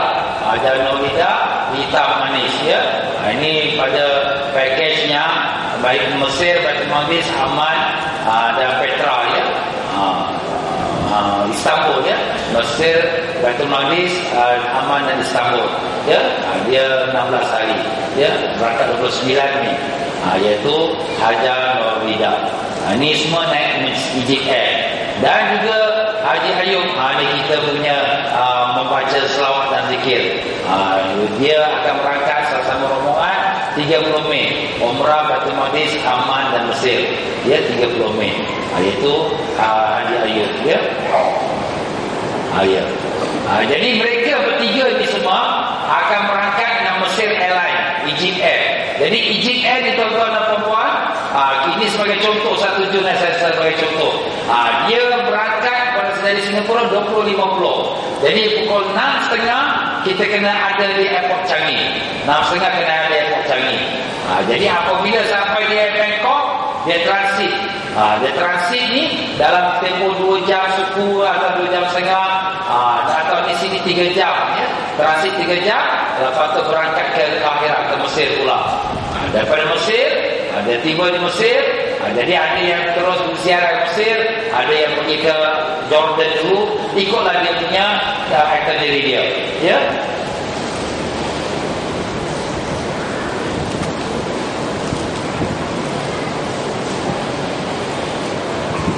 Dan hotel-hotel ni pun kami dah siapkan nama-nama hotelnya dan juga berapa malam kita di hotel dan nama pegawainya dengan nombor telefon pegawai, nombor telefon Singapura, waktu-waktu semayang pun kami dah siapkan. Cuma tuan-tuan dan puan kena ingat sebelum keluar dari rumah, telefon CAS. Ini apa ni? Untuk dapatkan dia punya confirmation flight 6542 4422. Ini penting tuan-tuan ya. Sebab kadang-kadang last minute flight ada berubah timing. Jadi sebelum kita pergi airport, kita telefon 542-4422. Nanti dia kata kita press your flight number. Apa flight number? Kalau kita itinerary semua ada flight number. Di situ kita pun dapat tahu, oh, your flight number sekian-sekian akan ada delay. Your flight delay tu apa time. Kalau ada delay lah, jadi dia akan maklumkan. Itu penting tuan-tuan ya. Jadi kalau yang naik Royal Jordanian ni banyak. Royal Jordanian orang TN pegawai yang Haji Halimah yang akan berangkat pada tanggal 25 Mei ya. Dan juga Haji Hamidah Alwi yang akan berangkat pada 25 Mei juga. Dan yang seterusnya Haji Latif Ismail akan berangkat 25 Mei juga ya. Dan juga Haji Zulaikha berangkat 30 Mei ini naik Royal Jordanian. Dan juga Haji Sabaran Nasuki berangkat pada 4 hari bulan Jun ya. Dan juga Haji Mustafa Fat Ali dan juga Haji Zabida akan berangkat pada 4 hari bulan Jun. Ini semua yang naik Royal Jordanian sama-sama dengan Ustaz Zahid yang ada sebelah saya ni. Beliau akan sama-sama dengan 4 hari bulan Jun insya-Allah. Dan demikian juga Haji Isman, dia akan berangkat pada tanggal 12 Jun. 12 Jun. Dan demikian juga Haji Sarah yang akan berangkat pada 12 Jun. Jadi untuk rombongan yang naik Royal Jordanian ni, jadi dia punya penerbangan pun daripada Singapura dia akan terbang pada jam 20.50 malam Terminal 1. Naik apa di Terminal 1 ni? Naik Thai Airways. Penerbangan Thailand, Thai Airways. Dan kemudian dia akan berkumpul 2 jam setengah sebelum flight. Pukul 6.30 dia berkumpul sana. Kemudian bila tiba Bangkok, dia transit dalam 2 jam 20 minit dia transit. Kemudian lepas tu dia akan berangkat pergi ke Amman, Jordan dengan flight Royal Jordanian. Bila sampai Jordan, dia transit atau dia teruskan pergi ke Baitul Maqdis, ikutlah dia punya kita katakan dia punya itinerary yang ada dalam itinerary tuan-tuan. Jadi tuan-tuan dan puan-puan, itinerary tuan-tuan dan puan-puan ni tuan-tuan baca, study, kerana itulah perjalanan kita. InsyaAllah tak ada apa-apa perubahan. Melainkan kalau apa yang Allah takdirkan ada berlaku sesuatu, dia akan berubah, akan kita maklumkan kepada para jemaah. Kalau tak ada apa-apa yang berlaku, dia akan kekal seperti itu dan kita akan jalan seperti itu insya-Allah. Jadi itulah tuan-tuan, tuan-tuan bawa ke mana-mana bila pergi berjalan tu, daripada day 1 sampai tuan-tuan balik, ini kita itinerary masuk dalam hand carry kita. Jadi tuan-tuan tahu, lepas ni nak pergi sini lah, lepas ni nak pergi sini lah. Jadi tuan-tuan pun buat persediaan mentalnya dan juga fizikalnya. Begitu tuan-tuan dan puan-puan ya. Dan semua itinerary itu kami dah letakkan nombor telefon pegawainya. Di bawah sekali daripada nama-nama hotel tu ada nama pegawai dia dan nombor telefon dia. Ada waktu-waktu sembahyang dia. Ada harga-harga dia sekali untuk sebagai kita punya reference kalau kita terlupa berapa harganya. Dan ada pula rombongan yang naik berangkat pergi ke Mekah melalui Emirates Airline, EK. Jadi EK ni Emirates Airline ni, jadi yang akan berangkat dengan Emirates Airline ialah Haji Saidi dengan isterinya Haja Ummi Kalsum. Jadi mereka akan berangkat pada tanggal 2 Jun. Ini Umrah Baitul Maqdis, Amman dan Petra. Jadi mereka akan naik EK ataupun Emirates Airline ya. Dan jemaah yang travel pakai jarak Rasul Andalus ya. Jemaah yang pergi ke Andalus Baitul Maqdis yang akan berangkat pada tanggal 3 hari bulan Jun. Dia akan berangkat pada tanggal 3 Jun. Dia pun naik Emirates Airline juga ya. Naik Emirates Airline. Jadi itulah tuan-tuan dan puan-puan, untuk jemaah-jemaah yang berangkat ini kami telah siapkan semua itinerary-nya. Jadi kalau tuan-tuan dan puan-puan yang mana telah pergi ke Andalus, Morocco dan Umrah, dia akan berangkat pula pada tanggal 7 Jun, malam 8 Jun ya. Naik EK juga ya. Naik Qatar Airline ya. Qatar Airline. Dan ada juga yang pergi ke Andalus, Morocco saja, naik Qatar Airline QR. Baiklah tuan-tuan dan puan-puan. Jadi untuk mereka yang naik pergi ke Emirates atau EK ataupun naik Emirates Airline, tengok itinerary masing-masing. Beberapa aku kena dekat airport, terminal berapa aku kena pergi. Sebab Singapura kita ada 3 terminal tuan-tuan. Terminal 1, terminal 2, terminal 3. Jangan salah terminal. Salah terminal nanti kita nak pusing lagi, dah makan masa. Jadi sebelum keluar rumah tu, confirm balik tengok air sendiri. Nak lagi confirm, telefon pula airport. Takut kapal terbang ke terminal pula. Jadi tulis terminal 1 IK. Jadi tahu ni terminal 1 aku ingat terminal 2. Nasib baik lagi pun. Alhamdulillah. Ini very important tuan. Jangan salah ya. Nanti tuan-tuan salah kan. Itulah pegawai cakap terminal 3. Pegawai tak cakap, kau yang silap. Tuan ya. Ini kita kadang-kadang cari excuse saja. Jadi yang bagusnya kita sendiri telefon. Nak berangkat ni ustaz dah start telefon dulu. Telefon. Kita pun dengar. Terminal 2 IK. Terminal 2. Jadi kita tahu kat mana kita nak pergi. Itu dia tuan-tuan dan puan-puan. It's very important tuan-tuan. Ini semua persiapan kita nak berangkat. Dan atur cara perjalanan, penginapan, tarikh, harga tertakluk pada perubahan. Visa umrah tertakluk pada kelulusan dari kedutaan Saudi Arabia. Ini tuan-tuan sangat penting. Kita merancang, Allah yang menentukan. Kadang-kadang kapal terbang delay. Kadang-kadang kapal terbang dia ada technical problem, dia bermasalah. Kita tak boleh nak garanti 100%. Ini semua kita kata kuasa Allah Ta'ala. Kita membuat perancangan, Allah yang menentukan. Kewajipan kita siapkan hotel, siapkan kapal terbang, siapkan transportasi. Ini kita yang kewajipan. Tetapi lebih pada itu, kita tak mampu. Bas berjalan, bas rosak. Tapi ustaz kenapa bagi bas rosak? Takkanlah saya nak bagi bas rosak. Tapi bas tu tak rosak, apa saya nak buat? Kita tunggulah, sabarlah. Kan ini cobaan. Kita panggillah lagi bas lain nak ganti. Tapi sabarlah. Itu keadaan tuan-tuan dan puan-puan. Semua keadaan itu dia tertakluk kepada penentuan Allah. Sebab tu saya katakan tadi, sebelum kita nak belayar ni, kita sembahyang hajat, kita minta kepada Allah selamatkan perjalanan kita. Kita tak tahu apa yang akan berlaku di hadapan kita. Mungkin berlaku perang, mungkin berlaku cuaca, mungkin penyakit, mungkin ada berlaku bahaya. Kita tak tahu. Tapi kita minta Allah selamat, mudah-mudahan selamat pergi, selamat balik. Allahumma ya Allah ya Tuhan kami, dengan berkat syafaat Nabi sallallahu alaihi wasallam, selamatkanlah perjalanan kami semuanya ya Allah. Kami hamba yang dhaif, kami hamba yang lemah. Kami tidak tahu apa yang akan berlaku pada diri kami dalam perjalanan ini ya Allah. Tapi kami tahu kalau Tuhan yang Maha berkuasa dan Kau-Lah Tuhan yang sangat belas kasihan pada hamba-hambanya, maka pada saatnya mulia dan barakah ini kami menadap tangan di hadapan-Mu ya Allah. Selamatkanlah perjalanan kami daripada hari pertama sampai akhirnya ya Allah. Lindungilah kami dari segala bahaya-bahaya yang kami bimbangkan. Jauhkanlah kami dari segala penyakit-penyakit yang kami khawatiri. Dan selamatkanlah anak isteri keluarga yang kami tinggalkan di tanah air. Allahumma ya Allah, bekalkanlah kami dengan iman dan taqwa. Bekalkanlah kami dengan kesehatan tubuh badan.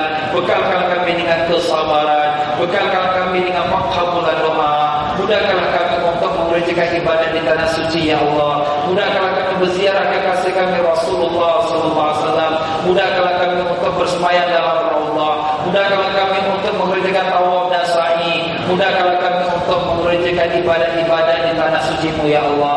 Dan mudahkanlah kami untuk berziarah ke tempat-tempat yang bersejarah di bersejarah Islam ya Allah. Maupun di Baitul Maqdis, maupun di Syria, maupun di Jordan, maupun di Mesir, maupun di Istanbul dan Andalus dan mana-mana lagi ya Allah. Allahumma ya Allah, Kaulah Tuhan kami, Kaulah tempat pergantungan kami. Tak ada tempat yang kami meletakkan harapan kami, melainkan hanya pada Kau saja ya Allah. Terimalah doa kami, kabulkanlah hajat kami dengan berkat syafaat Nabi kami Rasulullah sallallahu alaihi wasallam. Allahumma amin ya rabbal alamin. Kita doalah pada Allah tuan-tuan, sebab Dialah yang menentukan. InsyaAllah kita kalau selalu doa, Allah Ta'ala ni Maha Pengasih, Maha Penyayang. Kalau selalu kita minta, takkan Dia tak bagi kan. Macam kita minta orang kaya, orang ni kaya dan dia memang pemurah. Kita minta sekali, minta dua kali, kesianlah mungkin kau saya minta ambil. Itu manusia tuan-tuan. Allah lagi Maha Kaya, Allah lagi Maha Pemurah. Selalu kita minta, ambillah kau, sehat kau, selamatlah kau. Macam itulah dia tuan-tuan. Selalulah kita kena berdoa tadarruh dengan penuh rendah diri kepada Allah SWT. Baiklah tuan-tuan dan puan-puan, itu dari segi penerbangan kita. Dan apabila tuan-tuan dan puan-puan kita dalam perjalanan ini, kita nak berangkat ke tanah suci dan sebagainya, ada juga penerbangan yang naik Saudi Airline. Dan ini adalah merupakan penerbangan resmi Saudi. Ini rombongan yang akan berangkat Saudi Arabia lain, iaitu rombongan yang pada tanggal 25 Mei, iaitu Haja Aniza, dan juga tanggal 1 Jun iaitu Haja Sarijah, dan juga pada tanggal 5 Jun iaitu Haja Latifah Arsyad, dan demikian juga pada 8 Jun iaitu Haji Muhammad Ali, dan juga pada 12 Jun Haja Dalila, dan juga pada 15 Jun iaitu 15 Jun Haja Jumila dengan Ustaz Muhammad Taufik. Jadi mereka dua, sebab rombongan ini pun dua bas ya. Demikianlah atur caranya untuk rombongan ini. Mereka akan berada di airport pada jam 3 petang. 3 petang. Mereka akan melepas jam 5 petang. Kenapa Ustaz 3 petang? Pasal kita Saudi Airlines ialah hanya satu penerbangan saja yang ada pre-check-in. Pre-check-in itu apa? Kena hantar beg dulu ke airport sebelum hari belayar. Nanti dia akan bagi tahu orang belayar hari ini, hantar beg hari ini. Biasanya sehari semalam sebelum belayar, atau 2 hari, atau paling maksimum 3 hari sebelum belayar. Ini biasanya. Nanti kalau kita dapat tahu bila, kita akan maklumkan kepada para jemaah bila nak kena hantar ke airport. Jadi para jemaah bila dia pergi hari nak belayar, dia tak bawa beg besar lagi dah. Dia cuma buat beg kecil dia sampai beg troli. Dia pun lengang-lenggong nak pergi ke airport. Sebab tu kita kata 2 jam before flight dah cukup lah tu. Jadi Saudi Airlines dia terminal 3. Nasihat saya, sembahyang jamak di dalam sebelum kita keluar untuk pergi ke airport. Jadi bila sampai airport pukul 3, pukul 4 semua dah masuk. 4.30 dah dalam kapal terbang. Pukul 5 nak take off. Dah sembahyang asar, alhamdulillah.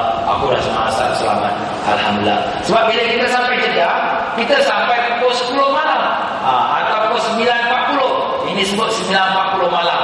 Kita sampai Jeddah. Jadi nombor-nombor kita ni semua kita ikut kiraan 24 jam tuan-tuan. Ni 15 ni sebenarnya pukul 3, 17 ni sebenarnya pukul 5, 21.40 ni pukul 9.40.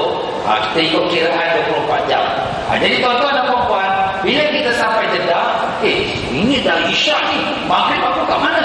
Jadi bila tuan-tuan duduk dalam kapal terbang, tengok di kaki langit, maghrib dah tenggelam, dah masuk maghrib.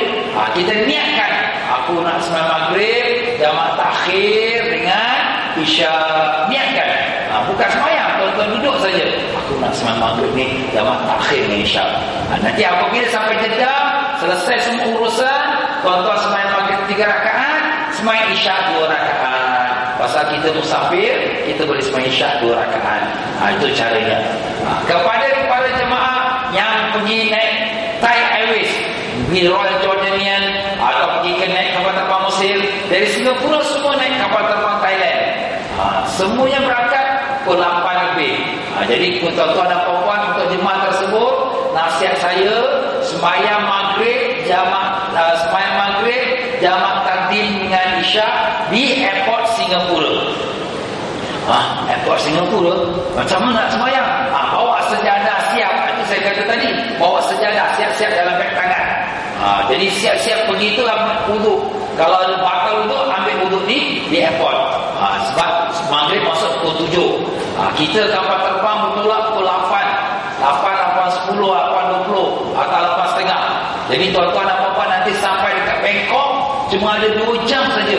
Nak kelam-kabut lari-lari nanti takut tak sempat sembahyang. Jadi nasihat saya di Singapore Airport, apabila masuk maghrib, nak masuk maghrib mari kita sembahyang. Dan wuduk dah. Belum wuduk kita wuduk. Kita bersembahyang Allahu Akbar, sembahyang berjemaah 3 rakaat maghrib. Niatkan aku sembahyang maghrib jamak takdim dengan isyak. Jamak takdim dengan isyak pula. Lepas maghrib 3 rakaat, sembahyang pula isyak 2 rakaat. Sebab kita musafir. Itu tuan-tuan dan puan-puan. Jadi apabila kita belayar, alhamdulillah, sembahyang isyak dah relax dah. Habis sembahyang subuh macam mana? Kalau tuan-tuan sembahyang subuh maupun yang naik Mesir Airline ataupun Royal Jordanian, sembahyang subuh kita ni dalam kapal terbang waktu subuh. Jadi kita nak sembahyang subuh, kita sembahyang hormat waktu dalam kapal terbang.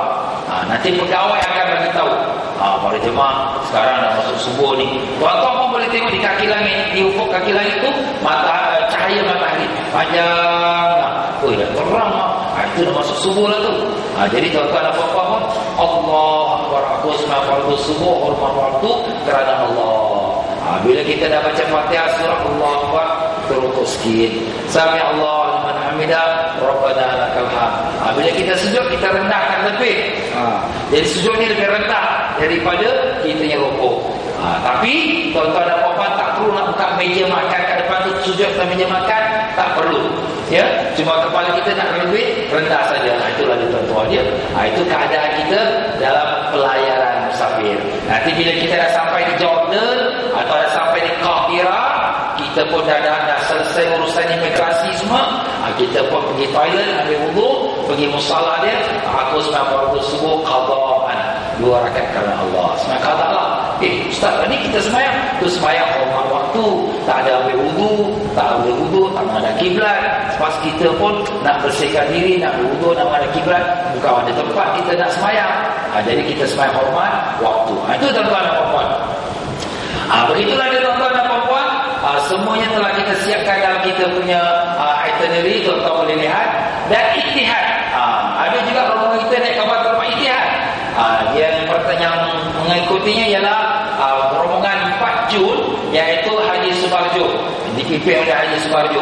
Dan rombongan 8 Jun dipimpin oleh Haji Zainuddin.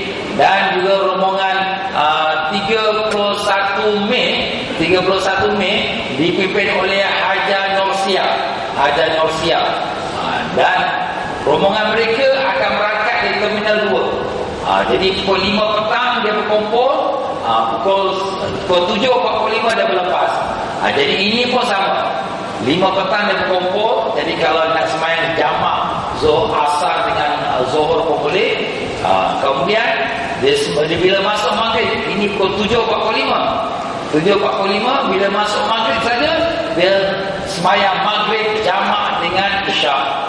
7.45 Ustaz, maghrib pukul 7, macam mana sembahyang? Kita dah masuk di Pajar Launch tak? Tengah tunggu nak masuk kapal terbang saja, tengok maghrib terus kita pun Allah Akbar, kita sembahyang maghrib jamak dengan isyak. Lepas sembahyang maghrib 3 rakaat, isyak 2 rakaat. Jangan mirip-mirip panjang-panjang, tak payahlah. Ya, baca surah pun jangan banyak-banyak, kuliah pun sudah. Ya, sebab kita ni musafir ni, nak jaga waktu. Kenapa Ustaz kita tak boleh sembahyang kat Abu Dhabi ke? Abu Dhabi bila kita sampai pukul 23 mana pukul 11.30, pukul 1.40 nak berangkat lagi ke Jeddah. Dalam 2 jam tu kita nak keluar, nak line up, masa dah habis. Jadi takut tak sempat. Yang bagusnya kita sembahyang di Singapura Changi. Itu yang paling baik. Jadi saya nasihatkan kepada semua jemaah, bila kita nak belayar, biar siap ada wudu. Kalau batal wudu, kita ke airport Changi, kita siap-siap ada wudu sebelum masuk waktu sembahyang. Ya? Jadi begitulah tuan-tuan dan puan-puan. Dan apabila nanti dia, jadi semua perjalanan selain daripada Saudi Airlines, semua ada transit. Tapi jangan lupa semuanya ada pegawai sama-sama. Ya, insya-Allah transit biasa tuan-tuan ya. Kalau saya tuan-tuan banyak yang sini sudah biasa kita belayar ya. Jadi kita biasa transit. Itu semua kita akan menghadapinya. Dan ada juga ini Qatar Airlines. Qatar Air ialah Haji Mustafa pada tanggal 2 hari bulan Jun. Ya. Dan demikian pula Haja Nora. Dia juga berangkat pada 9 hari bulan Jun. Jadi dua-dua ni akan naik Qatar Air. Jadi kat mana dia kumpul? Jadi Qatar Air ni tuan-tuan, dia berlepas pukul 2.20 pagi. 2.20 pagi. Bisa kata yang berangkat 2 Jun, 2.20 pagi. Kita minta dia sampai pukul after midnight. Tapi kalau boleh, jemaah mesti berada di airport pada 1 Jun, Sabtu malam Ahad. Ini Ahad. Jadi Sabtu malam Ahad 11.30 dia kena ada di airport. Kenapa tuan-tuan? Sebab kalau kita kata hari Ahad, takut datang besok kat depan dah tak ada. Apa Ustaz kata hari Ahad? Allah, kita kata Ahad, kau tengoklah time tu. Allah, dia tak faham. Dan sebab tu saya cakap sekarang, untuk Qatar Airlines, kalau hari Ahad, maknanya Sabtu malam Ahad kau kena pergi airport. Kita dah catat kat situ sekali. Jadi tuan-tuan jangan miss tuan-tuan ya. Harap fahamlah ya. Jadi apabila Qatar Airlines kita berangkat pukul 2.20 sampai di Doha 4.55. Alhamdulillah 4.55 baru masuk subuh. Jadi dia pun boleh sembahyang subuh, pergi ke toilet, musalla, ada musalla dia sembahyang subuh. Alhamdulillah. Kemudian pukul 7 dia pun berangkat pulang pergi ke Madinah pukul 7 ya. Berangkat ke Madinah. Alhamdulillah, ni direct flight daripada Doha terus pergi Madinah, dia tak pergi Jeddah. Wah, bagus ni. Selamat, tak payah jalan lagi daripada Jeddah nak pergi Madinah lagi ya. Tapi tak semua penerbangan, dia hanya ada beberapa penerbangan saja. Jadi begitulah dia tuan-tuan dan puan-puan. Selebihnya tu semuanya tuan-tuan lihatlah dalam itinerary tuan-tuan atau jadual tuan-tuan apa yang telah kita catatkan. Jadi kepada para jemaah sekalian, kami nasihatkan dia, kalau sekiranya para jemaah nak pergi terbang ni ke dalam pesawat, apa yang dilarang? Jadi barang-barang yang dilarang, cecair, aerosol, gel, krim, beg kabin adalah seberapa ringan yang boleh. Jika membawa ubat-ubatan ke kabin, terutama sekali yang membentuk cecair atau krim atau gel, pastikan di label dan memberi surat doktor, surat pengesahan. Dan demikian juga jangan bergurau dengan security, beg saya berat macam bom. Jangan, nanti terus dia tangkap. Ustaz saya gurau-gurau. Ini tak ada gurau-gurau, ini pasal bom ni semua sekarang ni zaman teroris tuan-tuan. Awak cakap satu fakta, dia kira tu satu fakta, kam dia, let's go down. Kan susah, nanti tak belayar tuan-tuan.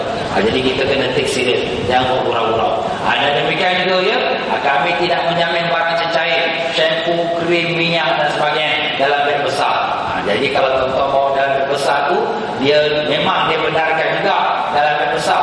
Cuma kadang-kadang dia nanti dia terpecah ke, keluar air ke apa itu, kami tak jamin lah. Itu terserah tuan-tuan dan puan-puan, punya tanggungjawab sendiri. Bagusnya kalau kita bawa benda-benda macam tu masuk ke dalam plastik.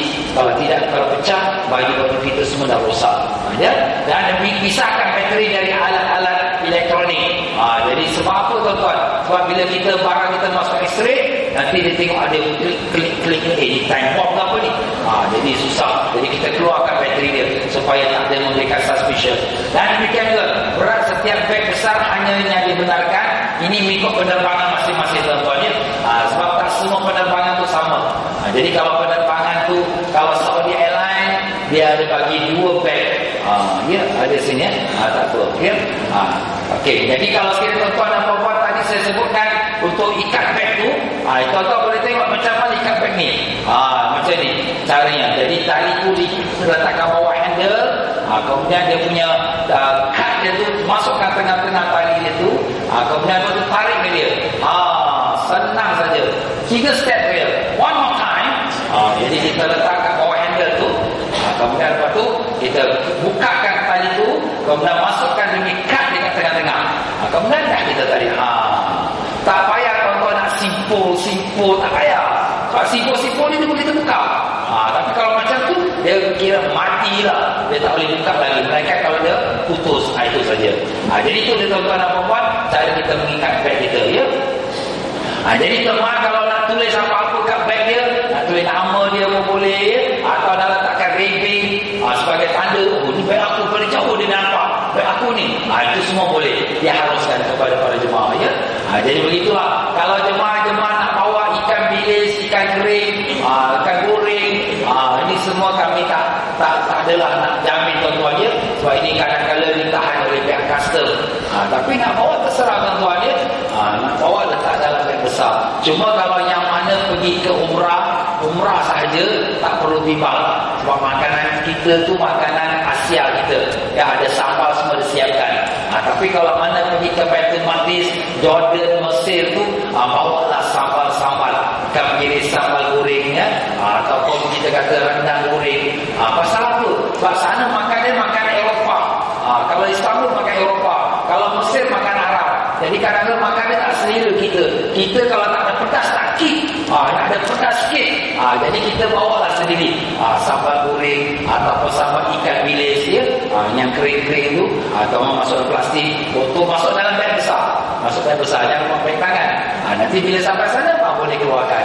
Boleh bawa pergi ke Baitul Maqdis sebagainya. Jadi tuan-tuan dan puan-puan, untuk kilogram yang dibenarkan kepada para jemaah ni sebenarnya berbeza-beza mengikut penerbangan. Jadi kalau sekiranya para jemaah yang menaiki Saudi Airlines, dia hanya dibenarkan 2 beg. Dia 2 beg saja dibenarkan. Dan berat beg yang dibenarkan tak boleh lebih daripada 30 kg. Dia hanya benarkan 2 beg. Beg pun ada ukuran je lah ya.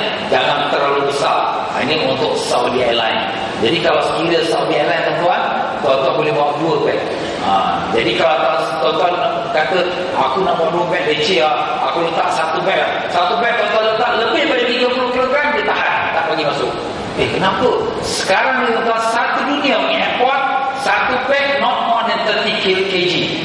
Saya suami isteri, saya boleh bawa 60 kg. Yes, betul. Tapi 1 beg tak boleh lebih daripada 30 kg. Kenapa? Sebab semua porter-porter sekarang sudah tua.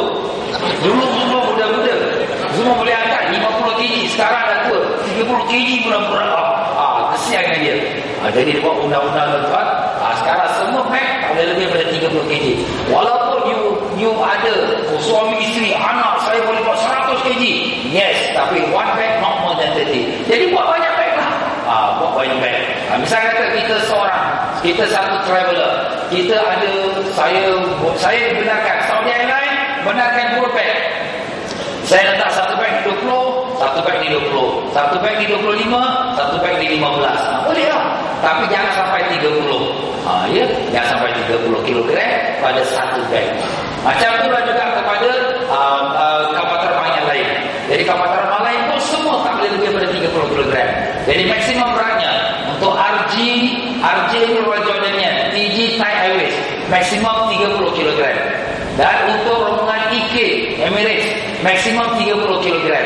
Dan untuk QR Qatar Airlines maksimum 23 kg. Untuk MS ataupun Mesir Airlines maksimum 2 beg 40 kg. Ini ialah kapal terbangnya. Ikut kapal terbangnya tuan-tuan ya. Jadi yang dibenarkan bawa 2 beg Mesir Airlines dan juga dengan Saudi Airlines. 2 beg dia bagi. Jadi tuan-tuan nak bawa beg troli ustaz besar lah, saya nak masuk kargo, silakan masuk kargo, tak apa. 1 beg baju, 1 beg troli lagi, tak apa, boleh. Itu untuk Mesir Airlines. Tapi kalau sekiranya kapal terbang lain, dia hanya bagi 1 beg, tapi dia tak boleh lebih daripada 30 kg. Jadi tuan-tuan punya beg tu ingatlah suami isteri, macam mana kita nak atur beg ni. Beg tu kita timbang dulu kat rumah. Bila kita nak balik ke Singapura, kita pun kena timbang lagi. Jadi biasanya jemaah-jemaah kita akan timbang begnya di Mekah. Sebelum kita nak pergi airport, kita dah. Sebab kita tak mau nanti overweight. Nanti kalau ada overweight, nanti tuan-tuan nanti kena bayar. Nanti muka semua ronyok. Tak bayar. Itulah ustaz cakap kau tak dengar. Kita kalau boleh biar semua happy. Daripada awal dia berlayar sampai balik happy, alhamdulillah. Kalau kita tengok gambar ibu ustaz, akhir sekali hero-heroin pun kahwin. Happy ending. Sekali bila last sekali, alamak kena bayar. Alamak ronyok muka. Last sekali hero mati. Alamak sedih lah. Maaf tuan-tuan, ini cakap je. Tapi macam tu lah ibaratnya. Jadi kita jaga. Jangan aku ni beli ni dah banyak ni. Ustaz dah cakap 30 kg ni tak boleh lebih. Jadi kalau naik Qatar pula, dia 23 saja. Qatar 23. IK ataupun Emirates maksimum 30. Itu dia punya undang-undang tuan ya. Jadi kita kena patuh ikut undang-undang dia lah tuan-tuan. Jadi apabila tuan-tuan dan puan-puan, bila kita sampai ke Jeddah ni tuan-tuan dan puan-puan ya, dia ada undang-undang. Bila kita land immigration dia kena ikut dia punya grup dia. Dia tak boleh sembarang-sembarang. Jadi kalau sekiranya tuan-tuan dan puan-puan bila kita sampai immigration, semua para jemaah akan bersama-sama grup. Tetapi tuan-tuan dan puan-puan, kita kena pecah lagi small group lagi. Macam mana tu?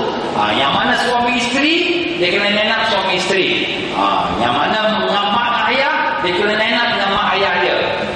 Kalau sekiranya orang-orang lelaki yang bujang lapuk, yang sendirian berhad, tak ada siapa-siapa, orang lelaki, itu dia nenak sendiri-sendiri seorang bujang lapuk. Tapi kalau orang perempuan dia tak ada bujang lapuk perempuan. Sebab apa? Bujang lapuk hanya lelaki saja, orang perempuan tak ada. Jadi orang perempuan dia mesti dalam satu grup. Jadi apa yang telah kami lakukan mengikut undang-undang perintah daripada Saudi Embassy, bahawa orang perempuan single lady dia mesti digrupkan dengan satu family. Jadi biasanya bisa kata Ahmad bin Qasim dengan isteri Fatimah binti Ali. Ni suami isteri. Kemudian lepas tu ada makcik ni pula, 2 orang makcik ni, dia pun nak pergi umrah. Jadi kita grupkan dia. Bukan mahram tuan. Mahram tu kalau kita ada keluarga, tapi ni bukan mahram, kita grupkan dia. Jadi bila line up, 4 orang ini line up sama-sama. Kemudian 4 pasport ni, Cik Ahmad berkasih pegang, makcik-makcik ni semua ikut sama-sama saya ya. Kemudian kita letakkan depan immigration officer, kita tunggu. Jadi dia tengok berapa orang, 4 pasport, 4 orang. Jadi dia pun cop-cop, dan pas selesai baru keluar. Ini undang-undang dia. Orang perempuan tak boleh masuk sendirian. Orang perempuan mesti dalam grup. Orang lelaki tak apa. Itulah tuan-tuan dan perempuan.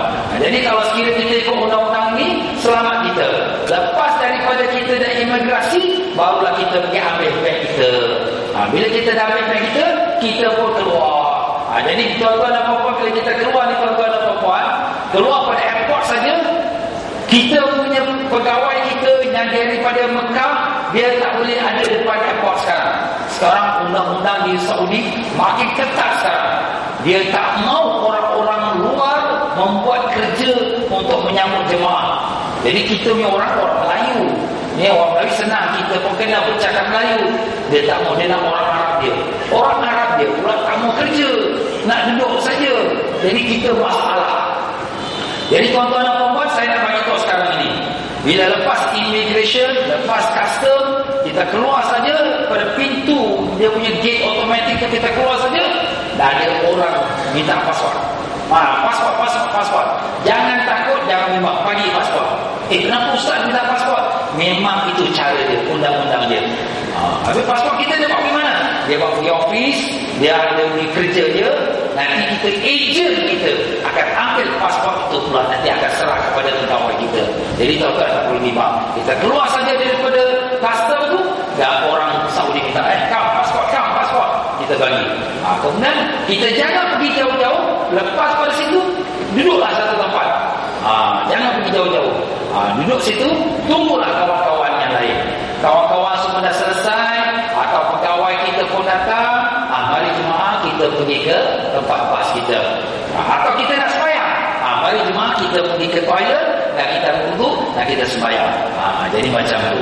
Jadi tuan-tuan bila keluar pada custom, jangan takut, jangan bimbang. Nak pergi mana sekarang ni? Tak ada mana-mana, kita tunggu sini.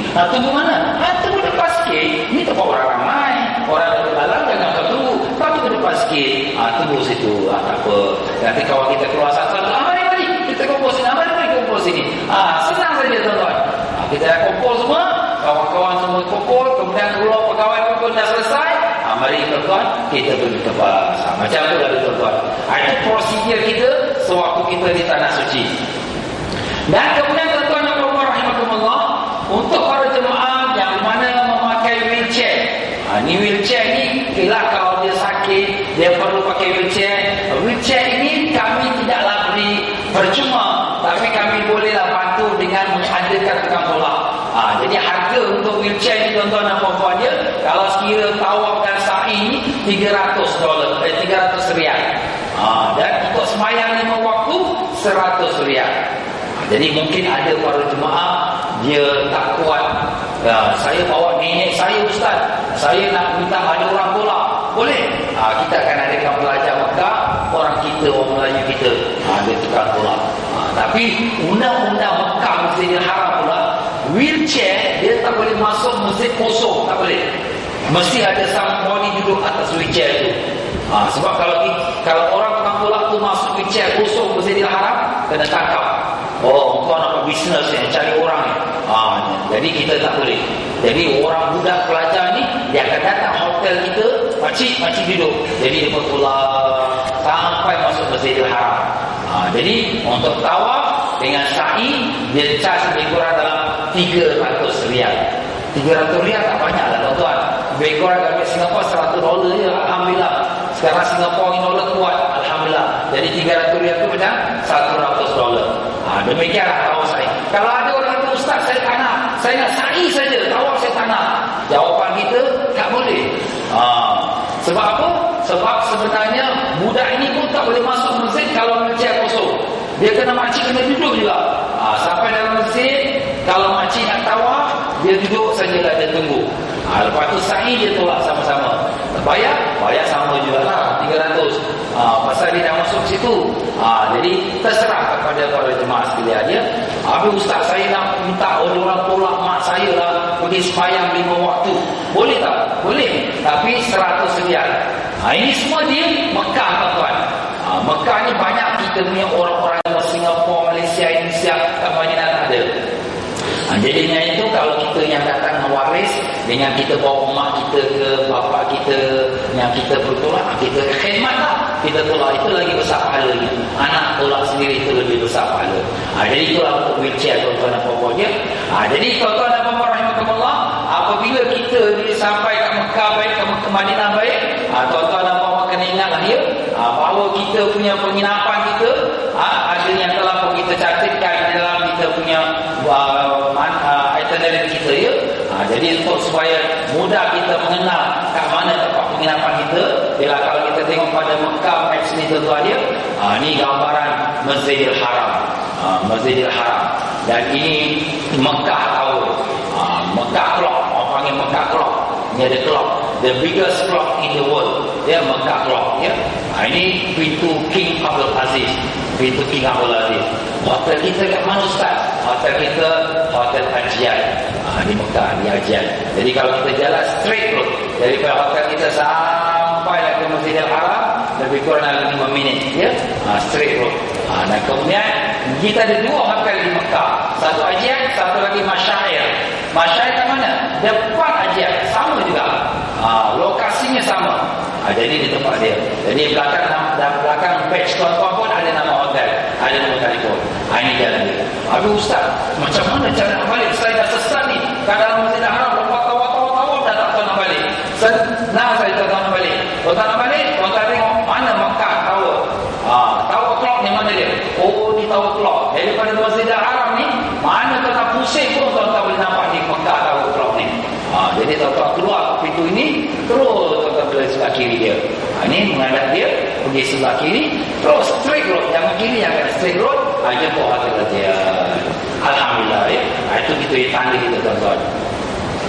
Ini satu lagi sebagai tandanya.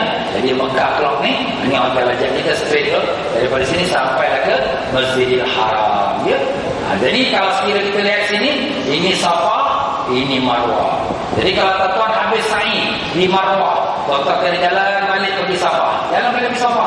Kemudian pada Safa, jalan ke sebelah kanan pula.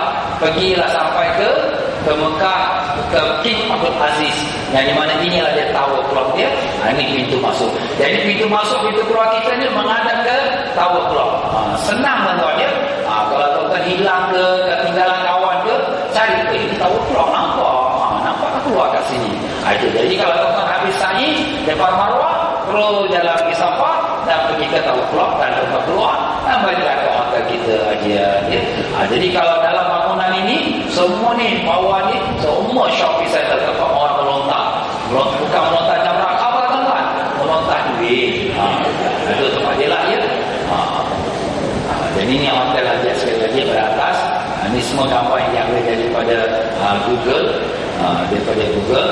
Dan Madinah, di mana kita tinggal di Madinah? Madinah kita Hotel Taibah, bukan Hotel Haji tuan-tuan, maaf ya, Hotel Taibah di belakang Masjid Nabawi. Jadi kalau ini Masjid Nabawi, makam Nabi SAW di sini. Ini pintu belakang ni tuan-tuan ya. Ini pintu belakang. Ini pintu belakang lelaki, ini pintu belakang perempuan. Jadi ini Hotel Taibah. Kita ada 2 hotel di Madinah. Satu Hotel Taibah, satu lagi yang Hotel Radisson. Radisson dekat sini. Radisson di sini. Jadi ini Hotel Taibah sini. Jadi kalau sekiranya tuan-tuan dan perempuan daripada Hotel Radisson, terus straight pergi ke pintu perempuan. Kalau pada Hotel Taibah, keluar straight saya terus pergi pintu perempuan. Ini pintu perempuan. Jadi apabila tuan-tuan dan perempuan pada hari pertama sampai, para jemaah semua akan dibawa oleh Ustaz Ali kita untuk pergi ziarah makam Nabi sallallahu alaihi wasallam. Di mana mereka akan dibawa? Mereka akan dibawa jalan kaki luar daripada masjid. Luar pada masjid, kemudian melalui tepi kuburan Baqi. Ini kuburan Baqi tuan-tuan. Ini kuburan Baqi. Luar pada kawasan masjid, luar pada pagar. Kemudian mereka akan berdiri di pagar. Sisinya ada pagar tuan-tuan. Menghadap pada pada makam Nabi. Ini makam Nabi SAW. Jadi pada pagar sini mereka pun beri salam pada Nabi SAW. Kenapa ustaz kita tak masuk masjid ramai-ramai beri salam? Bila masuk masjid ramai-ramai beri salam, polis tangkap. Sekarang susah tuan-tuan. Bila kita ramai-ramai saja, dia ingat kita buat bisnes. Kita call duit. Jadi dia tangkap. Jadi susah. Jadi kita kena buat kat luar masjid, jauh daripada masjid, jauh daripada polis, kita buat beri salam ramai-ramai. Itu caranya. Lepas kita dah beri salam ramai-ramai, orang lelaki akan dibawa oleh ustaz kita masuklah ke dalam beri salam daripada salam ke sini, di sini baru dia masuk. Kalau orang perempuan dia patah balik pergi ke belakang sini ada pintu orang perempuan. Dia masuklah ke dalam sini. Dalam sini untuk dia pergilah ke makam Nabi sebelah depan sini. Dia boleh jalan sampai depan sini. Tapi kat sini dia ada security. Dia tahan sini dia buat apa? Orang perempuan lah, security perempuan. Orang perempuan duduk. Dia cakap Arab Melayu lah ni. Duduk. Kemudian nanti dia panggil ikut nationality kita. Kalau sekira orang Singapura, Malaysia, Indonesia, dia pergi Jawab. Mari. Jawab, mari. Ustaz, saya bukan Jawab, saya pergi. Tak apa, sama semua. Ustaz, saya orang India, tak apa, Singapura. Tak apa, sama juga. Dah jadi Jawab semua. Maaf tuan-tuan, ini cara dia. Semua jawab, mari. Kita ikutlah.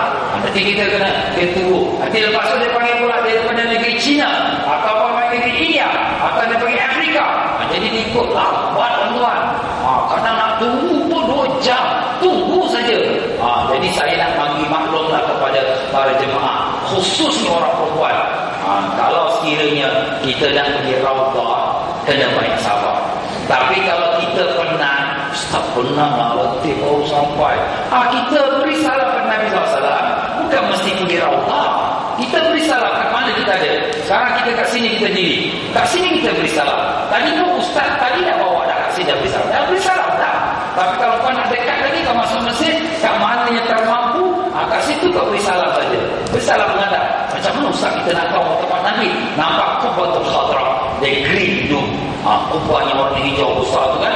Itu bawahnya lah makam Nabi kita sallallahu alaihi wasallam. Jadi itulah tuan-tuan, daripada luar ataupun jauh, tuan-tuan membaca buku doa salam Nabi SAW, tuan-tuan memberi salam. Alhamdulillah tuan-tuan dan puan-puan, itu lebih selamat, lebih jimat masa, dan tuan-tuan pun boleh balik, boleh berehat. Kita kena ingat, datang kita ke Madinah untuk Raudah ke untuk Nabi?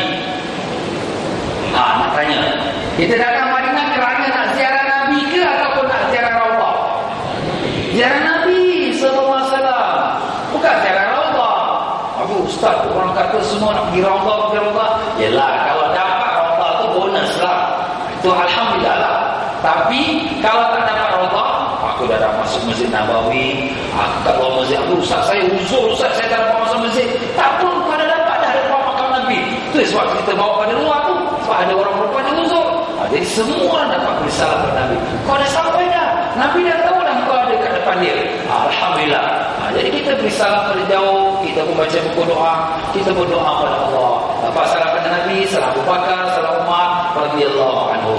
Kalau orang lelaki, dia alhamdulillah dia boleh lah. Sebab orang lelaki dari tempat dia, tapi orang perempuan dia terhad. Jadi begitulah dia tuan-tuan dan puan-puan. Jangan kita rasa bimbang, Allah tak dapat masuk Raudah. Raudah ni tuan-tuan, kalau dapat masuk pun masalah. Apa masalah ustaz? Sebenarnya bila kita masuk Raudah ni tuan-tuan, dia punya break penuh sampai nak sembahyang pun tak boleh. Saya nasihatkanlah kepada kaum ibu khususnya, kalau masuk Raudah, apa kita nak buat? Kita doa kepada Allah. Kenapa ustaz kita tak sembahyang? Pahala sembahyang seluruh masjid Nabi sama. Depan Raudah ke belakang pintu ke sama pahala dia. Tapi kelebihan Raudah ialah doa yang mustajab. Semua tempat masjid Nabi itu doa mustajab, tapi Raudah dia special lagi doa yang mustajab. Jadi apabila kita masuk Raudah, kita jangan sibuk sembahyang, kita jangan doa. Sebab kalau kita sembahyang, nak rukuk pun tak boleh, nak sujud orang puja kepada kita, Allah, macam mana nak sembahyang ni? Jadi kita tak payah kita doa. Lepas tu kita keluar, kita sembahyang lah. Itu nasihat saya. Dan nasihat saya lagi, apabila dalam Raudah, jaga wang ringgit kita. Sebab wang ringgit kita ni banyak penyamun-penyamun kat dalam Raudah. Ustaz, macam mana tempat yang baik tu ada penyamun? Penyamun ni dia bukan kira tempat tuan-tuan. Yang penting masuk fulus dia. Kadang-kadang nak bagi tahu lah, kadang-kadang dia lelaki, dia pakai tutup-tutup macam perempuan. Orang Arab perempuan semua tutup, dia pun tutup lah. Ini peluang dia, dia pun masuk. Dia masuk, dia selit-selit tengok orang perempuan. Kita semayang letak beg ke tepi, kita sujud, beg kita dah hilang. Nasihat saya, kalau kita bawa beg kita, jangan letak kat tepi. Habis nak bawa macam mana? Gantung kat badan. Baik lelaki, baik perempuan, gantung kat badan. Kita rokok-rokok, kita sujud-sujud, tapi beg digantung kat badan. Bila gantung kat badan, orang tak boleh tarik. Dan zip dia jangan menghadap keluar, bila menghadap ke dalam. Kalau menghadap keluar, kita tengah jalan, orang kat belakang buka zip, senang aja. Biar beg tu ke depan badan kita, jangan kat belakang badan. Ini semua kita kena jaga precaution. Maupun kita dalam Masjid Nabawi atau dalam Masjidil Haram. Lebih-lebih lagi waktu tawaf, tengok sesak-sesak. Itulah tempat yang paling disukai oleh penyamun-penyamun. Tempat sesak-sesak. Kita ingat orang tolak-tolak, dia tengah buat kerja. Itu nak kena jaga tuan-tuan. Dia banyak orang dah terkena dah. Baiklah tuan-tuan dan puan-puan. Jadi itu sedikit kalau kita kata nasihat-nasihat tentang yang perlu kita jaga ya. Dan kita punya hotel tuan-tuan dan puan-puan, kita punya check-in hotel. Check-in hotel tuan-tuan dan puan-puan, macam mana yang telah kita maklumkan atau yang tuan-tuan sudah saya tahu, dia pukul 2 petang baru check-in time. 2 petang. Jadi kalau sekiranya tuan-tuan dan puan-puan sampai dekat Madinah ya, atau mungkin tuan-tuan sampai ke Madinah sebelum ke 2 petang, jadi tuan-tuan dan puan-puan kena sabar sikit. Ya? Tuan-tuan kena sabar. Jadi kalau di Madinah hotel Taiba atau hotel Radisson, bila tak dijanjikan melainkan selepas zuhur. Itu dia sistem dia tuan-tuan ya. Jadi kalau sekiranya tuan-tuan dan puan-puan dia, kita dah sampai Madinah, kemudian alamak pukul 12 jangan susah hati, kita pergi toilet, kita bersihkan diri, ambil wuduk, kita pergi Masjid Nabawi, kita sembahyang. Ini hotel di Madinah. Sebab ada orang datang pagi, alhamdulillah yang pagi masuk. Ada orang datang lagi pukul 2 lagi 1 jam je. Tak apalah, sabar sekejap. Jadi kalau ada bilik kita bagi, kalau tak ada bilik kita tunggu lepas pukul 2. Bila gas pun dah keluar, dia dah bersihkan bilik semua, dia pun serah kunci kepada kita. Itu hotel di Madinah. Hotel di Mekah, alhamdulillah. Kenapa alhamdulillah? Sebab selalu kita sampai Mekah malam. Jadi bila kita sampai malam, bilik dah siap untuk kita. Kita semua kita keluar daripada Madinah lepas zuhur. Lepas zuhur kita keluar daripada Madinah, kita pun dah siap pakai ihram dan kita pergi ke Bir Ali, jatuhkan niat dan terus kita pergi ke Mekah. Jadi apabila kita sampai Mekah, kita pun dah malam, dah isyak.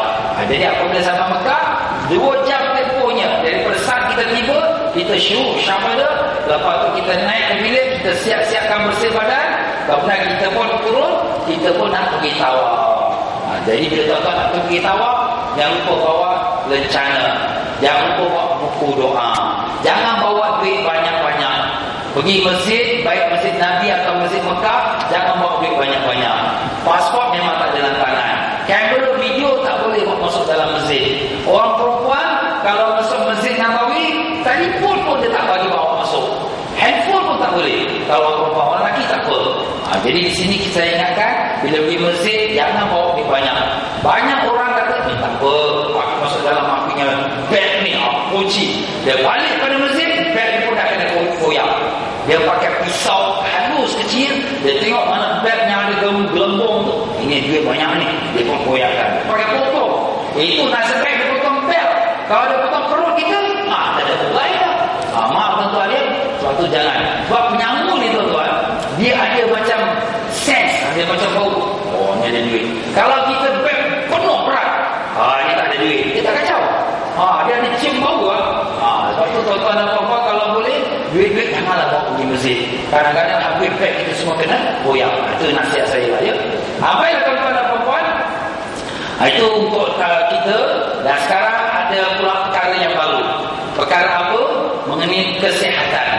Ministry of Health of Singapore sudah mengeluarkan satu surat untuk semua para jemaah-jemaah haji. Jadi maaf banyak umrah. The World Health Organization has reported cases of novel coronavirus. Corona ni tuan-tuan, nama jenis nama kereta Toyota Corona.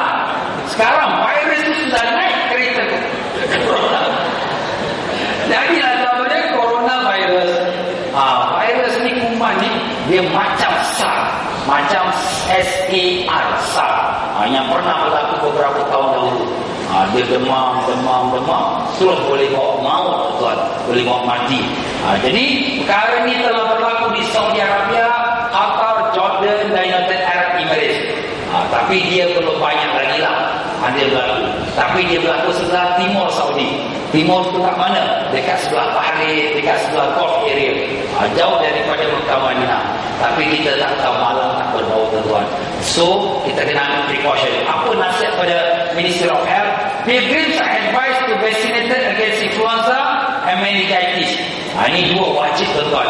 Meningitis dan influenza. Itu yang telah kita sebutkan dalam kita punya majlis pengajian kita. Ini mesti diambil. Influenza untuk menahan daripada flu, meningitis daripada radang otak. MOH also recommend pneumococcal vaccination for person aged 65 years and above or with chronic medical condition. Orang-orang yang sakit kronik. Kronik itu apa? Diabetes, kolesterol, gout, lemah jantung, darah tinggi. Orang macam ini dinasihatkan ambil ekstra lagi satu, pneumococcal. Pneumococcal itu benar apa? Kalau pergi hospital kan cakap pneumococcal, kokal lah dia bagi lah. Dia tahu lah tu. Itu sudah semua hospital dah tahu, tuan-tuan. Kalau lebih-lebih lagi yang berumur 65 tahun ke atas, sebab kita punya pertahanan diri kita, imun sistem kita dah mula lemah. Jadi kita perlukan pertahanan. Pilgrims should observe good personal hygiene at all time and practice frequent hand washing with soap and water before handling food or eating. Jangan ambil take for granted. Allah, Mekah berkat ni, jangan. Mekah yang berkat, tapi orang yang datang ni macam-macam penyakit pun ada. Jadi tuan-tuan nak makan, basuh tangan dulu. Jangan beli makanan kat tepi jalan, jangan. Ustaz ni makan sedap ni, jangan. Murah tak apa, jangan sebab apa. Makan tepi jalan ni macam-macam apa jatuh. Jadi kita tak tahu. Jadi kita take precaution. Nak makan kat hotel kita dah siap makan semua. Dan kalau nak beli makanan di kedai-kedai yang ada lesen, yang dibenarkan kerajaan, yang ada tempat dia, tak apalah. Tapi jangan makan di tempat-tempat yang tak terpelihara. Before food, after going to toilet, or when hands are dirty by respiratory secretions after coughing or sneezing. Lepas kita batuk, lepas kita dah bersih, basuh tangan. Person who are sick are reminded to cover their nose and mouth with tissue when sneezing or coughing, and to dispose of the tissue properly. Kalau kita ada batuk, ada selsema, bila kita batuk ke selsema, tutupkan dengan tisu. Tisu ni buang tempat yang betul-betul, sebab mungkin itu ada penyakit ke apa, jadi kita jaga dan supaya tak berkembang pada orang lain. Dan pilgrims should wear a mask and seek medical attention promptly if you become unwell with fever and cough and or breathlessness while traveling or within 10 days after returning to Singapore, and inform the doctor of your travel history. Jadi kalau sekiranya kita ada tak sihat ke apa, cepat-cepat jumpa doktor. Jangan simpan, tak apalah, ini aku biasalah, aku biasa. Betul kau biasa, tapi kita tak tahu apakah itu biasa ke atau luar biasa. Jadi cepat-cepat jumpa doktor. Pegawai, saya sakit lah, saya rasa demam lah, saya nak pergi jumpa doktor. Alhamdulillah, bagus, kita pun panggil doktor. Awak bayarlah berapa harga doktor tu, ataupun kita bawa pergi ke hospital kerajaan. Dan itulah doktor. Dan bila balik Singapura, dalam 10 hari, kalau tuan-tuan rasa demam tak sedap badan lah, cepat-cepat pergi jumpa doktor. Jangan tak apa, ini aku pernah balik, nanti lah dalam 2 hari hilang. Jangan, sebab ini masalah sekarang ada coronavirus. Dia sudah naik corona, dia boleh pergi mana-mana, tuan-tuan. Dulu dia tak ada kereta, sekarang ada kereta, lebih cepat lagi dia pergi. Maaf tuan-tuan, kita cakap je lah, tapi itulah dia penyakit sekarang zaman moden, tuan. Jadi begitulah dia pada jemaah sekalian mengenai arahan yang terakhir daripada pihak MOH. Jadi pada jemaah sekalian, sekarang ni saya akan ucapkan pada jemaah mengikut kepada